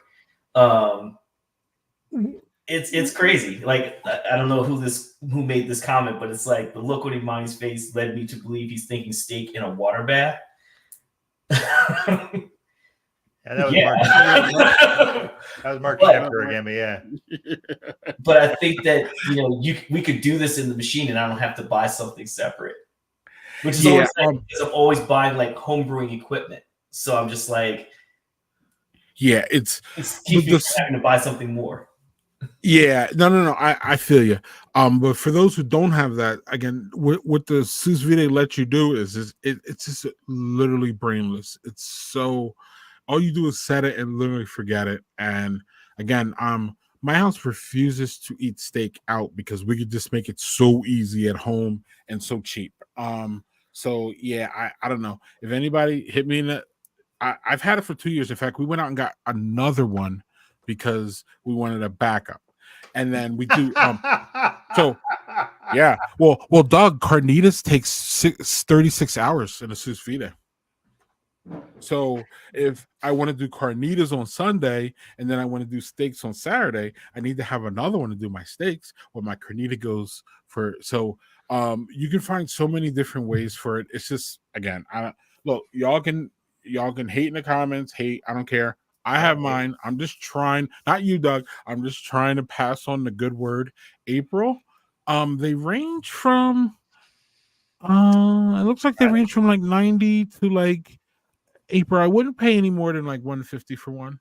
If you want to hit me up in the comments, or you want to hit me up in the DMs, April, we could talk about it and I can help you find one. Mine I think was like 120, but like I said, family of 4, and I can just buy those cheap ass cuts, and we can just like in that you know what I mean, Imani, taking your family, Imani. I know how big y'all family is over there, taking y'all out. That's like $200 for fucking steaks. You know what I mean?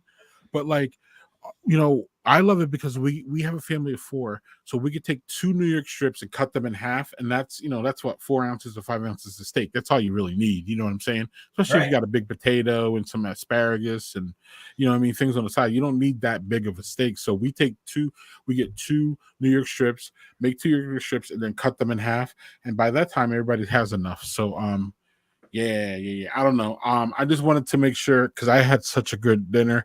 I wasn't even about to talk about a damn sous vide tonight, but my dinner was so good. I was like, I'm going to do this. And I know, Imani, when you're a home brewer, there's a lot of times where home brewers, are food connoisseur too. Like there's that equalness, you know what I mean? And you even brought up Garrett Oliver and his wonderful book about, and that's all about pairing food and having your beer with food and all that. So, you already there. We don't got to talk about it I'm with anymore. you. I'm feeling it. not even so much, but April, not even so much. Like no, like that's the sous vide makes me look good, and my kids know it now too. So like they just serve up steaks. My kids serve up steaks like nothing now, and it's like whoa, y'all pretty hot. Yeah. I just take the steak from Greg's house already cooked. Okay, bring it, Jerry. Come, you are more than welcome, buddy. Bring it. So, Doug, did you have anything else on sous vide before we move on? Do y'all have any beers? What's going on? No, I was going to ask Imani what his indispensable kitchen item. Good question. Oh, since I clearly already answered this one. You definitely did. In terms of kitchen items, probably, and I know this is going to sound like a very basic thing, but the air fryer is clutch. Like it is clutch. You need one. You need one. So you know how like you try to reheat something in the microwave and it's like, and it either is like super soft and mushy or like it's cold right in the center, and so the air fryer, throw those pieces in there on like a very low temperature for like 5-6 minutes. It is a almost perfect reheat. It reheats pizza in a way that you still get that crusty and crunchy crust. It'll take some limpy. Doug just stole my thunder like he always does. It'll take limpy ass 3-day-old fries and remake those bitches to like you just got them. Like it's not even. No. So, and I'm not. Doug and I are heart challenged. So, like when we can air fry them as opposed to fry them, that is ideal. Ideal, right, Doug? Yep, absolutely. Like chicken fingers and shit like that. I air fry those things and they come out fucking awesome. And Jerry's right, but I hate cleaning it. The cleaning is a pain in the ass. The cleaning is a bitch.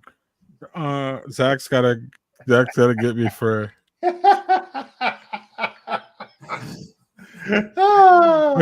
a going joke here, Imani, is that Zach rips me for smoking my wings at 400 for until they fucking fall out the bone.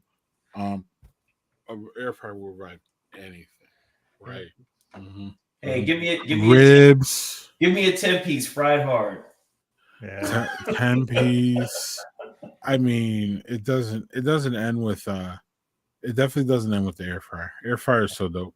So it doesn't end with us. Oh, while we're on food here. One. Yeah, I also have one for you, Doug, but you go first, and or you want me to go first, or you? Well, I wanted to do my indispensable kitchen item, and then let's go to you. So mine, the air fryer is definitely right there. The other one is the Instant Pot. I can make any fucking thing in an Instant Pot, almost anything. Rice cooker, you have a rice cooker for the rice plantation steak. Goddamn April, way to go! Everybody's like, okay. But like the Instant Pot, I can make hard-boiled, soft-boiled eggs. I can make rice. I can make carnitas. I can make soup. I can make yogurt. Oatmeal. I can make a million things in the Instant Pot. And that thing I use all the fucking time. And the thing about the Instant Pot is collard greens. The thing was about the Instant Pot is they actually almost went out of business because they made the product so good it doesn't break. So it just keeps fucking going for forever. So they have there's actually like a documentary about how that guy made this awesome appliance and then it never broke. So he went broke because nobody was replacing the Instant Pots once they bought them. So that tells you a bit about our consumerism culture, about how they make things. But yeah, ask Apple. But go on. Yeah, no, I use the shit out of my Instant Pot. I use the air fryer probably more, but like the Instant Pot is just the most versatile. The Instant Pot just is so fucking versatile. I can use that for so many fucking things. But yeah. They're both amazing. Yep. Jerry. Zach says, yep. Instant Pot and air fryer. That works. That's a great combo there.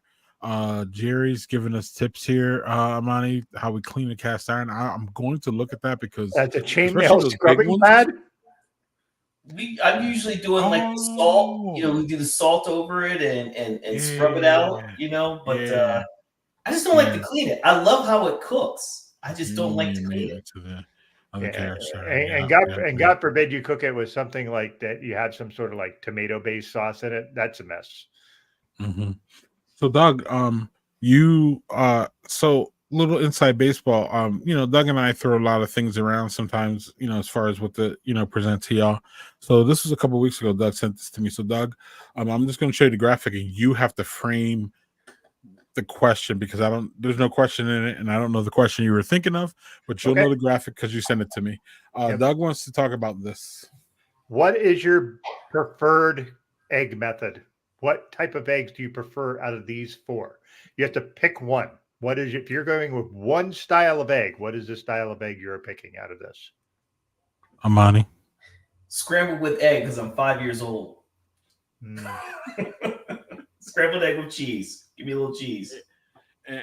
He's 5, and you have a 5-year-old close. No, my kids are a little older than that, but yeah, scrambled egg with cheese because again, I'm 5 years old.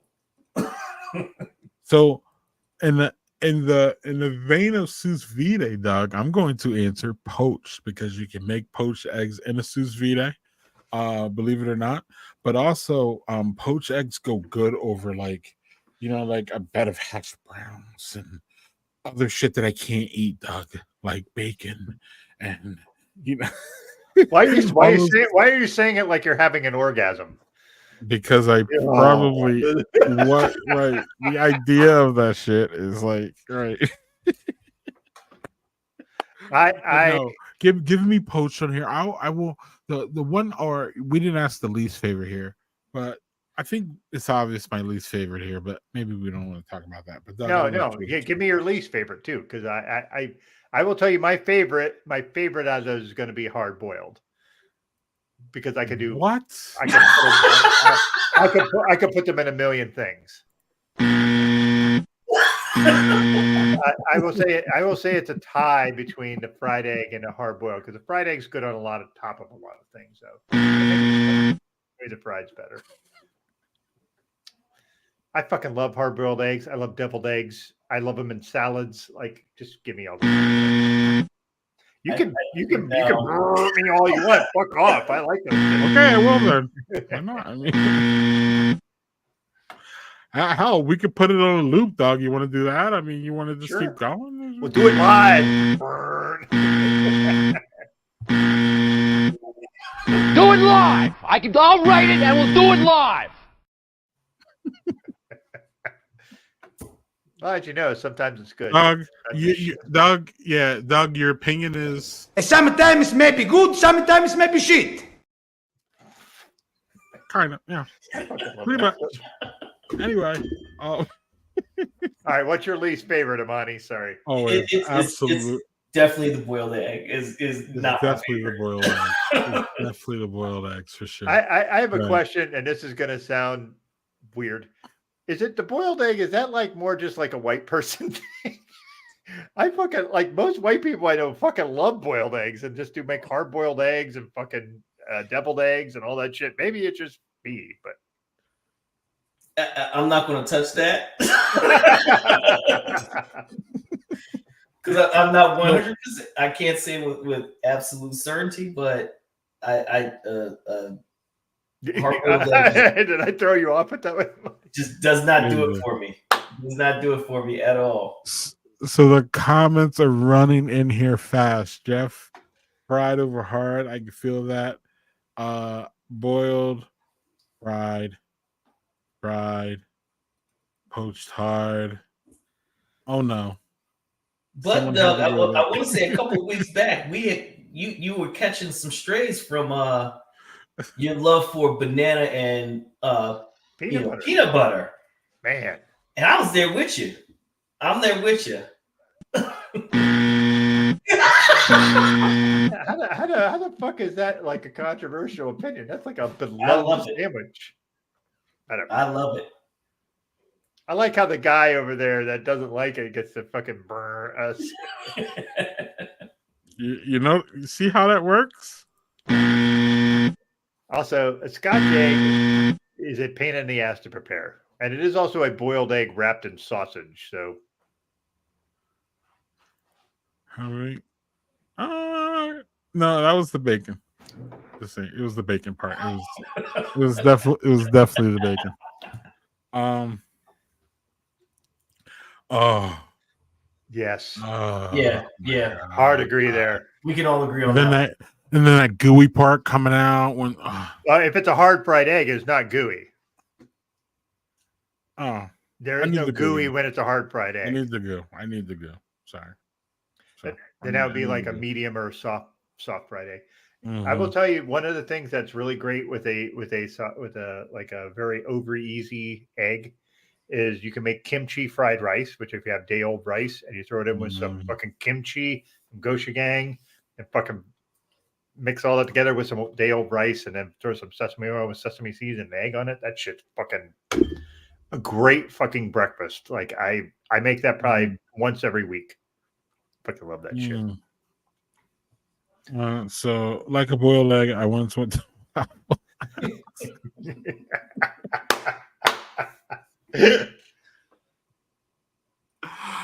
April, you went to Waffle House and made it out alive. Ask for that. Right. You went and made it out of alive. I don't know if I have enough intestinal fortitude to go to a Waffle House. That is like Mad Max style. You go in there, if you come out, you're scarred. Right. Maybe literally. I don't know. Doug, we need to have our kids with us so they can throw down for us or something because we're a little too old to be throwing down. I'm not throwing down anything. I'm throwing my ass back out into the car and leaving. That's what I'm doing. Right. So, now deviled eggs I grew up with deviled eggs in my black household. I don't know about you, Imani. Did you? Deviled eggs were just not a thing. Okay. And whenever I went to gatherings that they had deviled eggs, I tried them and just said, this is not for me. And, it just, No. Just no. Doug, what's that? What is Jerry talking about? Seitan is a vegetarian option for meat. Oh, You can fry it and do a million things with it. Basically it's like almost like tofu, and that doesn't have a boatload of flavor. So you basically have to throw a million seasonings at it. But yeah, it's tasty in texture. It just doesn't have a lot of flavor. mm-hmm. Yeah. I don't know. We only had them at like holidays though. It wasn't like during the year. It was only on Thanksgiving. Like that was by the it. way, The only time I saw them. Simon McMonaco was the guy who said about bringing deviled eggs. Simon, welcome, Simon. Hey, man, congrats on the new location, Simon. Seriously. Yes, and it's cool because it gives us one more time to bring it up. Tomorrow is Venture Brewing's Brookfield's opening, y'all, from noon to 7, 8, or 9. So get there early because they might, you know what happens when they open up new breweries, they run out of beer. So hopefully, I don't know, it's a good and bad thing, I guess. I just want Simon to have a great day. And Venture to have a great day. They deserve it. And I'm proud of them and all that. So yeah. I don't know. There's still a slight chance I might be able to make it to Brookfield tomorrow, though. I don't know. We'll see. Yeah, deviled eggs. Yeah, good. Did you get that painting done, Simon? Because painting is trash, like I told you earlier today. Painting is trash. Right. So Seitan is a blank canvas, y'all. You need to hit it with spice. All right. Well, black people do that. Black people do that organically and normally, right? Imani? That's built into us. Yeah. But what am I?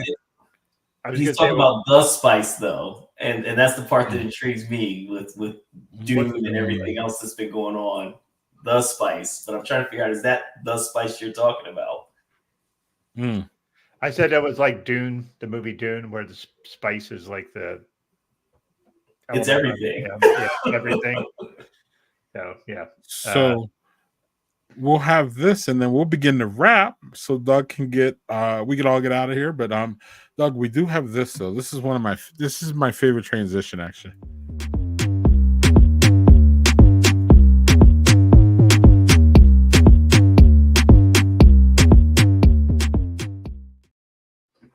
Doug.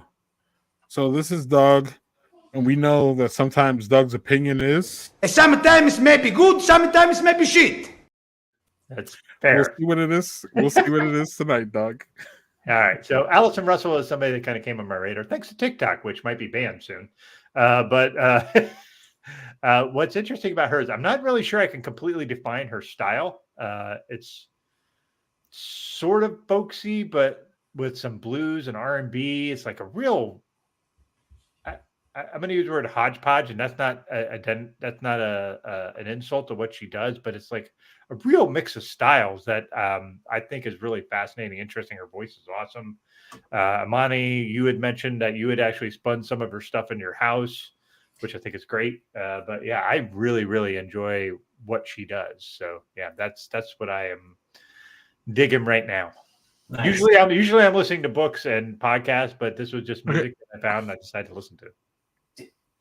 So Doug, you explain that you can't explain her style, but give us one or two. Is it like pop fusion? Is it R&B? Is it hip hop? What dance or no? What I think to me, it's more like if you took folk music, R&B, blues, and kind of mishmashed them together. Like I just really enjoy it. It's definitely unique and interesting. I think she did a collaboration song with Brandy Carlisle. I think she did a collaboration with her as well. And she's definitely kind of in that folk and Americana kind of wheelhouse as well.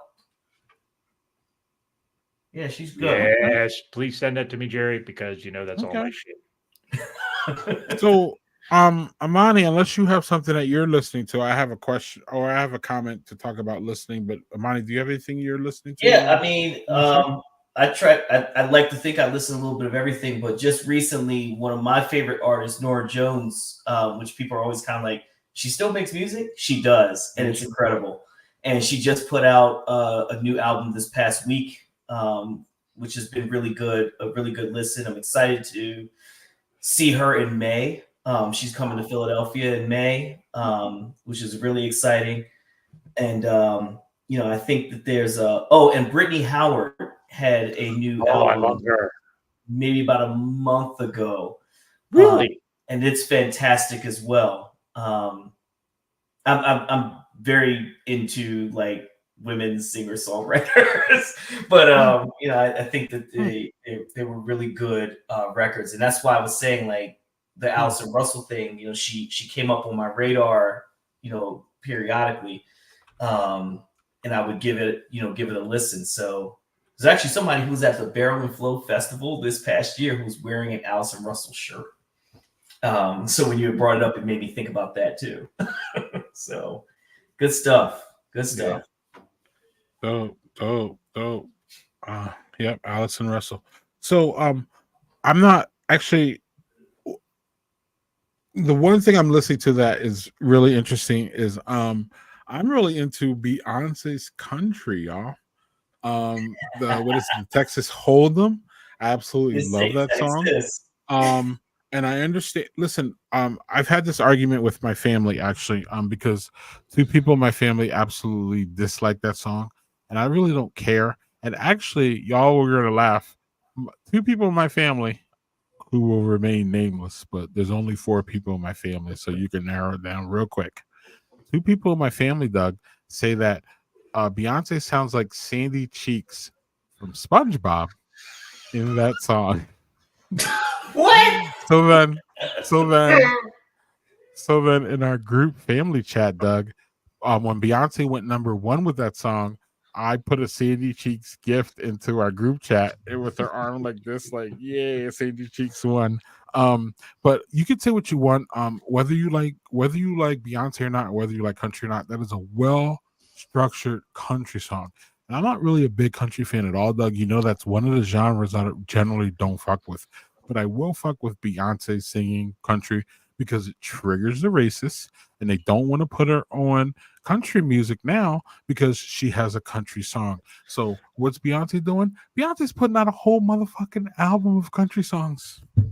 Go, end lady. Of the month. I think it drops into this month. I can't wait for it, and I'm not even a country fan. Cowboy Carter. I just want them to be triggered by her. And she's so amazing. She's going to blow out of the water, and they're going to have to invite her to all those country music awards because she's going to win them all. That's just what's going to happen.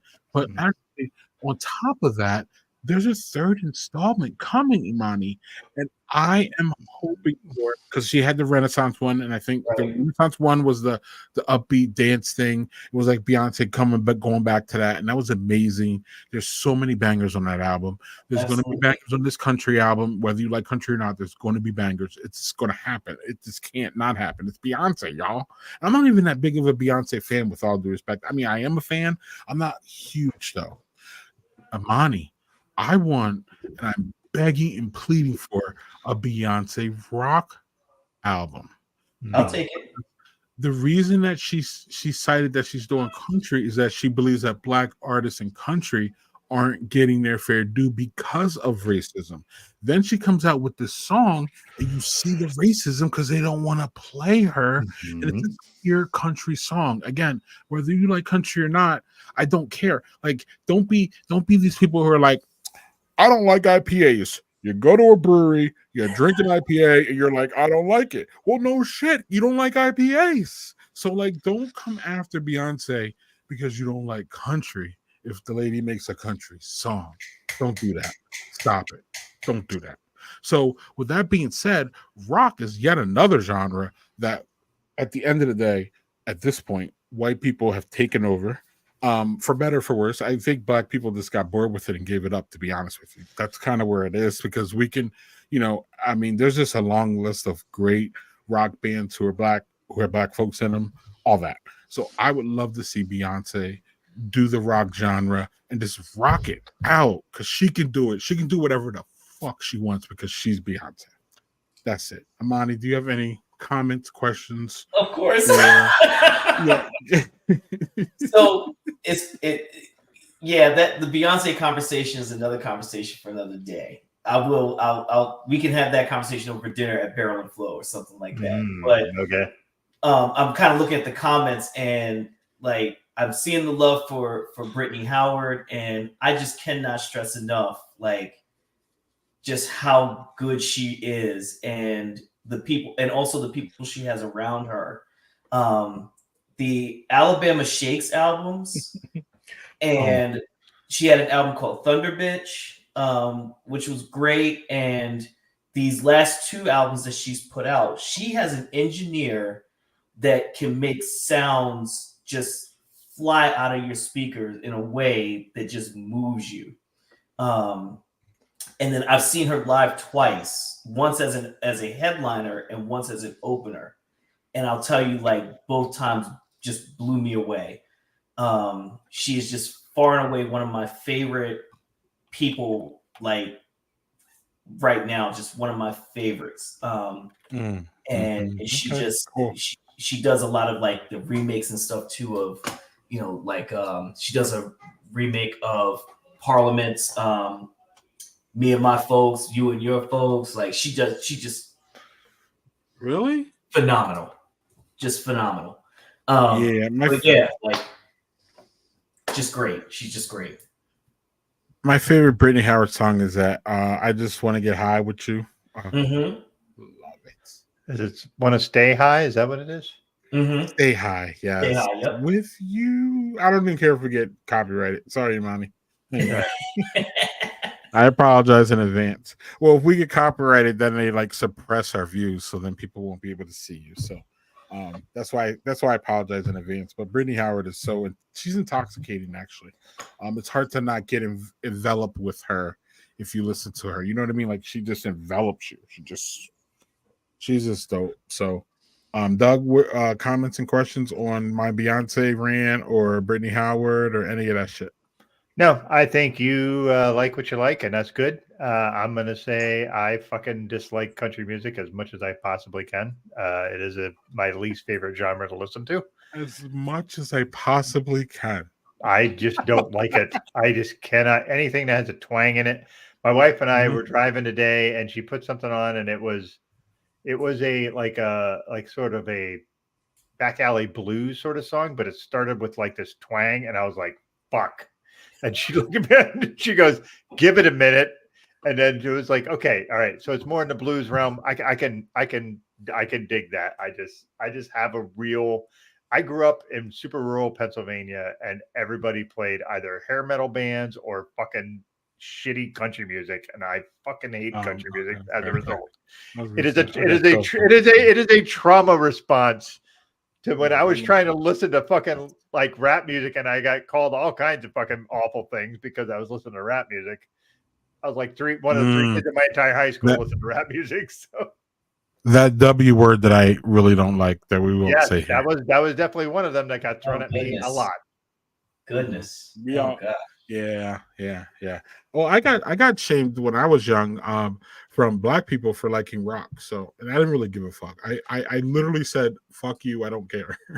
Well, I do think you're right though. Beyonce doing rock would be fucking awesome. Oh my god.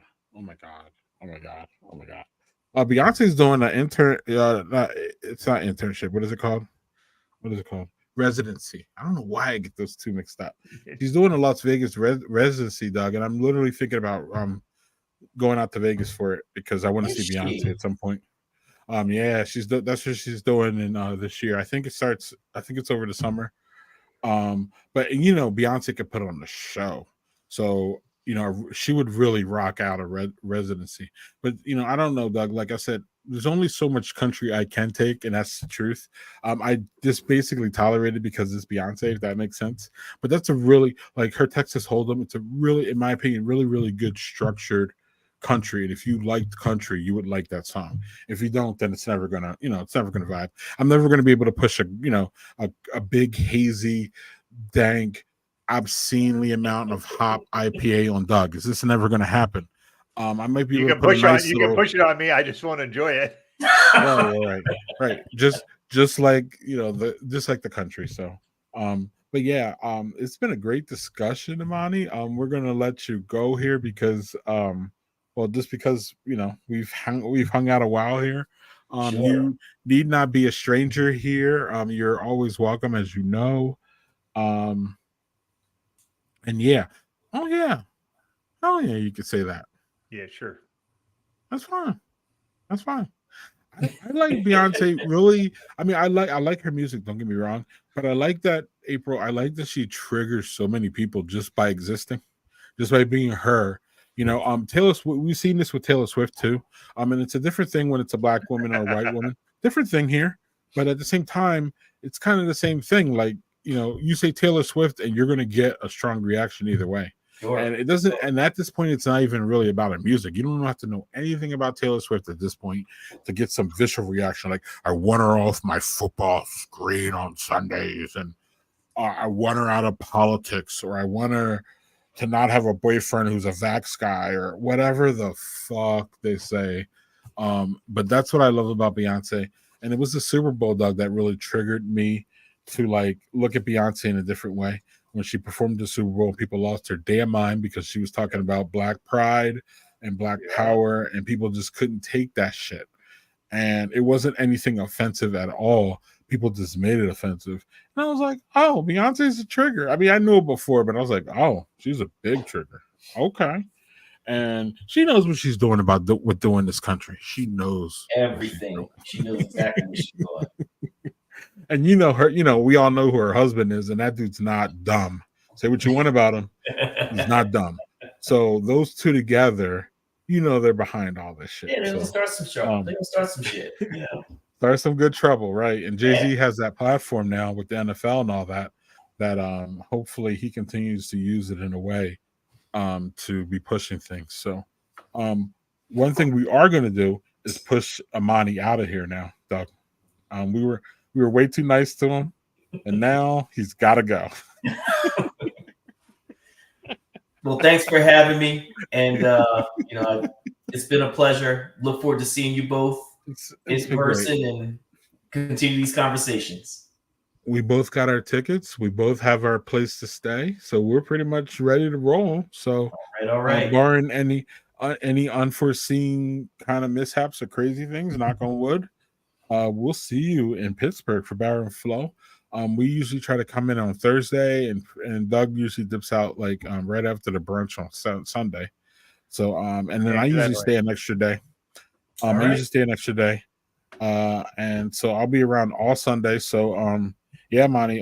Again, we want to thank you. Wish you the best of luck with all your homebrewing things. Of course, shout out to the family because I know them. So shout out to them. Send the wife some good wishes. Yeah, what's up, Doug? You lagged out there for a second, Craig. We said best of luck, and then you just yeah, best of luck. I shout out to to Imani's family and his wife, who I know pretty much as I know Imani. So because she's always there, and a nice, cheerful, and fun and heartwarming young woman, but Imani already knows, so I don't have to go there. You should be proud of your family, man. They're beautiful. And yeah, hell yeah, beautiful family, beautiful people. So, Imani, we will see you once we end the stream. But I wanted to thank you for coming on, and we'll see you soon. Oh, also, Imani, the week after Baron Flow, we're having a Baron Flow recap. So if you can make yourself available, we would love to have you then. And we could, talk about, you just have to, maybe if you want to dip in and out, for 20 minutes or something, to talk about the Baron Flow and how it was this year and all that. Yeah. Oh, and lastly, Imani, are you lined up for any collabs or anything? Are you bringing homebrew, or what's your plan this year? Some from column A, some from column B. We are working on a collaboration beer. We're still waiting to hear back if we got approved, to be there. But we do have a collaboration beer in mind. And I'll likely bring, we the melanated mash makers will likely bring some things to the bottle share. So yeah. We'll be looking forward to trying that stuff. So all right. Before we let you go.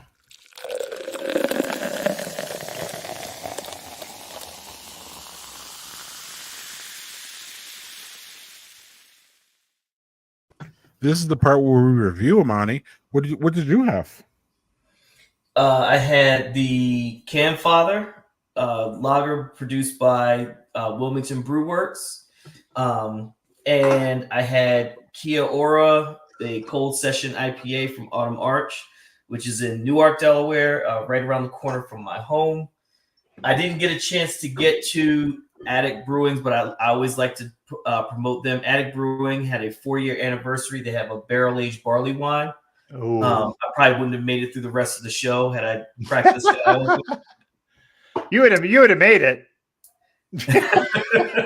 Not sure how coherent you would have been, but so I'll probably get to that one pretty soon. But Attic was the folks that we did our collaboration beer with for the past Barrel and Flow, called Meeting at the Mash, which was a Belgian blonde with lemon peel and basil, and so good. I remember that one. That was one of my favorites. Big props. I remember this one too, Doug. Yeah, I was gonna say I remember this because I told you that was my favorite collab I had there. Yeah. They did get the Untapped Award for Best Belgian Blonde in Pennsylvania. We just noticed that. We just found that. So, or at least highest rated, So it was real exciting. And, Attic just does such a great job. And if folks are ever in the Philadelphia area, go to Attic Brewing. They make fantastic beer and they're just fantastic people. I know this is going too long, but I just can't, speak highly of them enough. They're a couple who opened up a brewery in Germantown, Philadelphia, and they do a lot of great things for the community and have a presence in the community. They always What's it called again? What's that? What's it called again? I'm sorry. Attic Brewing Company. Okay. But yeah, the owners, Laura and Todd, are just amazing people, and can't say enough. And it was just the barley wine that they produced was letting us know that they've done 4 years, and I hope that they stick around for 15, or more. Amen. Real quick anecdotal conversation that I want you to know about Imani before we let you go. Real quick. Yeah. One of my favorite beer trips ever was to Home BrewCon. I don't know if you've ever been. It's fucking amazing. It was a great time. But long story short, at Home BrewCon, y'all, they have a night for home brewers. This is one in Minneapolis, and they had a night for pro brewers, and it was just like beer festival, 2 separate nights. So you went to the one night, and it was just all the home brewers that were attending, and you would just walk around just like a beer festival. The next night, the first night was the first night was the home brew. The second night was the professional, and I'm telling you, Manny, with full throatedness and everything, that the home brew people blew away the professional people. Yeah. Literally, figuratively. And I was just blown away that it was like such a big disparity. Like you went to these, and I guess a lot of it has to do with, what's in stock and all that, and the professional people just sending whatever. And the homebrew people are like, no, this is game time for us. And they literally brought their best, and the presentations and the different displays, it was just amazing. And it really, really changed my view of home brewing, and I've never brewed one batch of home brewing, even though I have full equipment from a professional brewer. There was a professional brewer who was a home brewer that went professional here in Madison, and I brought all of his equipment, and I never used it. I still have it. So I literally have a brew system that a professional now used to get to be professional, and I still don't use it. But that's the kind of respect that I had, Imani, for home brewers after I went to that, because I'm like, damn, these guys are this isn't just amateur hour. This is these guys are taking it as serious shit. Yeah. And they fucking showed out, and they were amazing. And that's when I'm like, damn, homebrewing is just not, this ain't like kids playing in their garage. I mean, it is on some level, you know what I mean? But on some level, the dedication and the seriousness that y'all put into your beers, that can't be matched, man. I'm telling you. It's just, and I'll let you comment on that. Then we'll get to Doug's beers, and then we'll get out of here. Yeah, and for home brewers, we are very passionate about what it is that we do. We are folks who, most of the folks that I see have stuck with it are tinkerers. So like we do stuff like we're DIY people, and we definitely like take that to heart. So we're building, keezers, we're setting up keg systems. We're learning a lot of the stuff that, gets you to those levels of, certified beer server, certified Cicerone, beer judge, all of those things really just, we take it seriously. And, you'll find that sometimes there's a stigma of, I don't know if stigma is the right word, but there's this idea of, well, yours is homebrew and this is professionally brewed, and there's this supposed wide gap between the two, and maybe there are. It is, but it is. The homebrew is better. But I know a lot of homebrewers, who are doing some amazing stuff there, and it's just as good. Or at least getting themselves right in that same space. So I appreciate that. And I definitely think that we have to advocate for home brewers and home brewing. Home brewers tend to become pro brewers overall. Yeah, I would say go for it. It's amazing. So yeah, I'll leave it to that because Doug's got to get going. No worries, Doug. Or actually, Imani, we'll let you go to the green room. We'll see you in a second here. Yep, Doug and I will wrap up, and we'll see you soon. Thanks, All right. thanks, buddy, for Imani. coming on. Talk to you in a And as minute. you see, everybody loved having you on. So Thanks so much, everybody. Appreciate y'all just so sticking you know. around. Thanks for coming on, buddy. We'll talk to you soon. All right. Doug, what's up? All right. So I'm going to go with, like I said, everything was good. There was nothing bad. Lucky you. This is Smittix. Yeah, a little better night than you had. Smittix is just a classic. Fucking love this beer. It's really good. I had also a Guinness Zero, which was their NA option, which is almost identical to regular Guinness, a little less heavy, which I actually prefer because the regular Guinness sits in my stomach like a rock. Like my wife can drink regular Guinness like it's going out of style. I can't. And then I had the Irish whiskey, which was McConnell's, which I'd never had, from Belfast, which is Northern Ireland. Like I said, when you get most Irish whiskeys, it's almost always not Northern Ireland. So I just decided to go a little. Yep. Yeah, and happy St. Patty's Day for y'all. So I had this choice hard seltzer from Minocqua. I had it. Let's see. I had it. This one here, what was it? Santa Monica. It was decent. It wasn't great. It was decent. Good IPA. Y'all would like it. Microphone makes good IPAs. Microphone makes great beer out of Chicago. Microphone check. This was way better. Double IPA. Very, very nice. Great can. Smooth, easy. And lastly was this 2-3 year beer from Black Viking. Still had the ginger punch. Shout out to Black Viking, one of our favorite black brewers and breweries. Doing a big collab with our friends over at Sam Adams, I believe, right, Doug? So hopefully we see him at Baron Flow. So next week we will see. Let's see. Next week I'm off, y'all. I don't have a graphic, even though I said I would. Next week, the Art of Fatherhood, Art Eddie, is taking over the stream, y'all. And Doug is here to make sure it doesn't go crazy. But it's art, so it's the craziness will be like professional. Yep. It'll be organized chaos as opposed to the chaos. There we go. Yeah, and you will be the chaos part, and Art will be the stalwart, strong, not me type influence. Yeah, see, I go crazy and then Doug can't control it. So then that's why you get the craziness. But next week, Art, the guest is undefined. Our first guest has some dad issues, so we all respect that. And he will remain nameless, but y'all can talk about him next week. So y'all can slam him next week. So next week will be fun. I am at Artistic Chaos. There you go.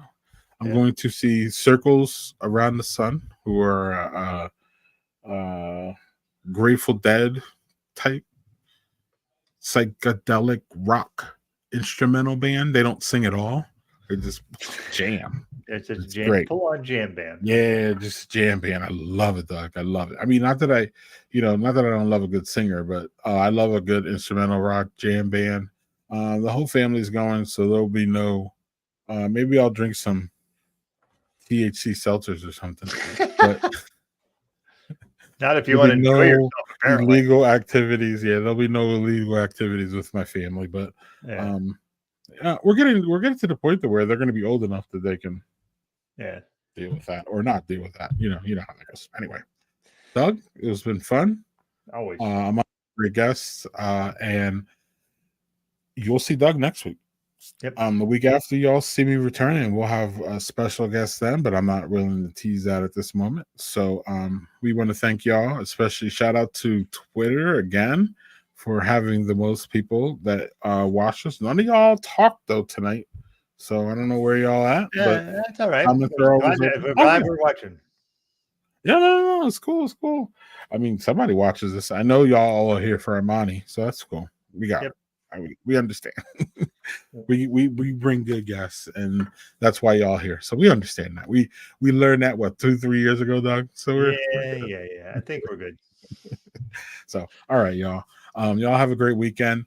Happy St. Patty's Day. Don't do anything that we would do on St. Pat, or we would do. I'm not sure. Do everything we would do. Everything we wouldn't do. How about that? Right, especially like this.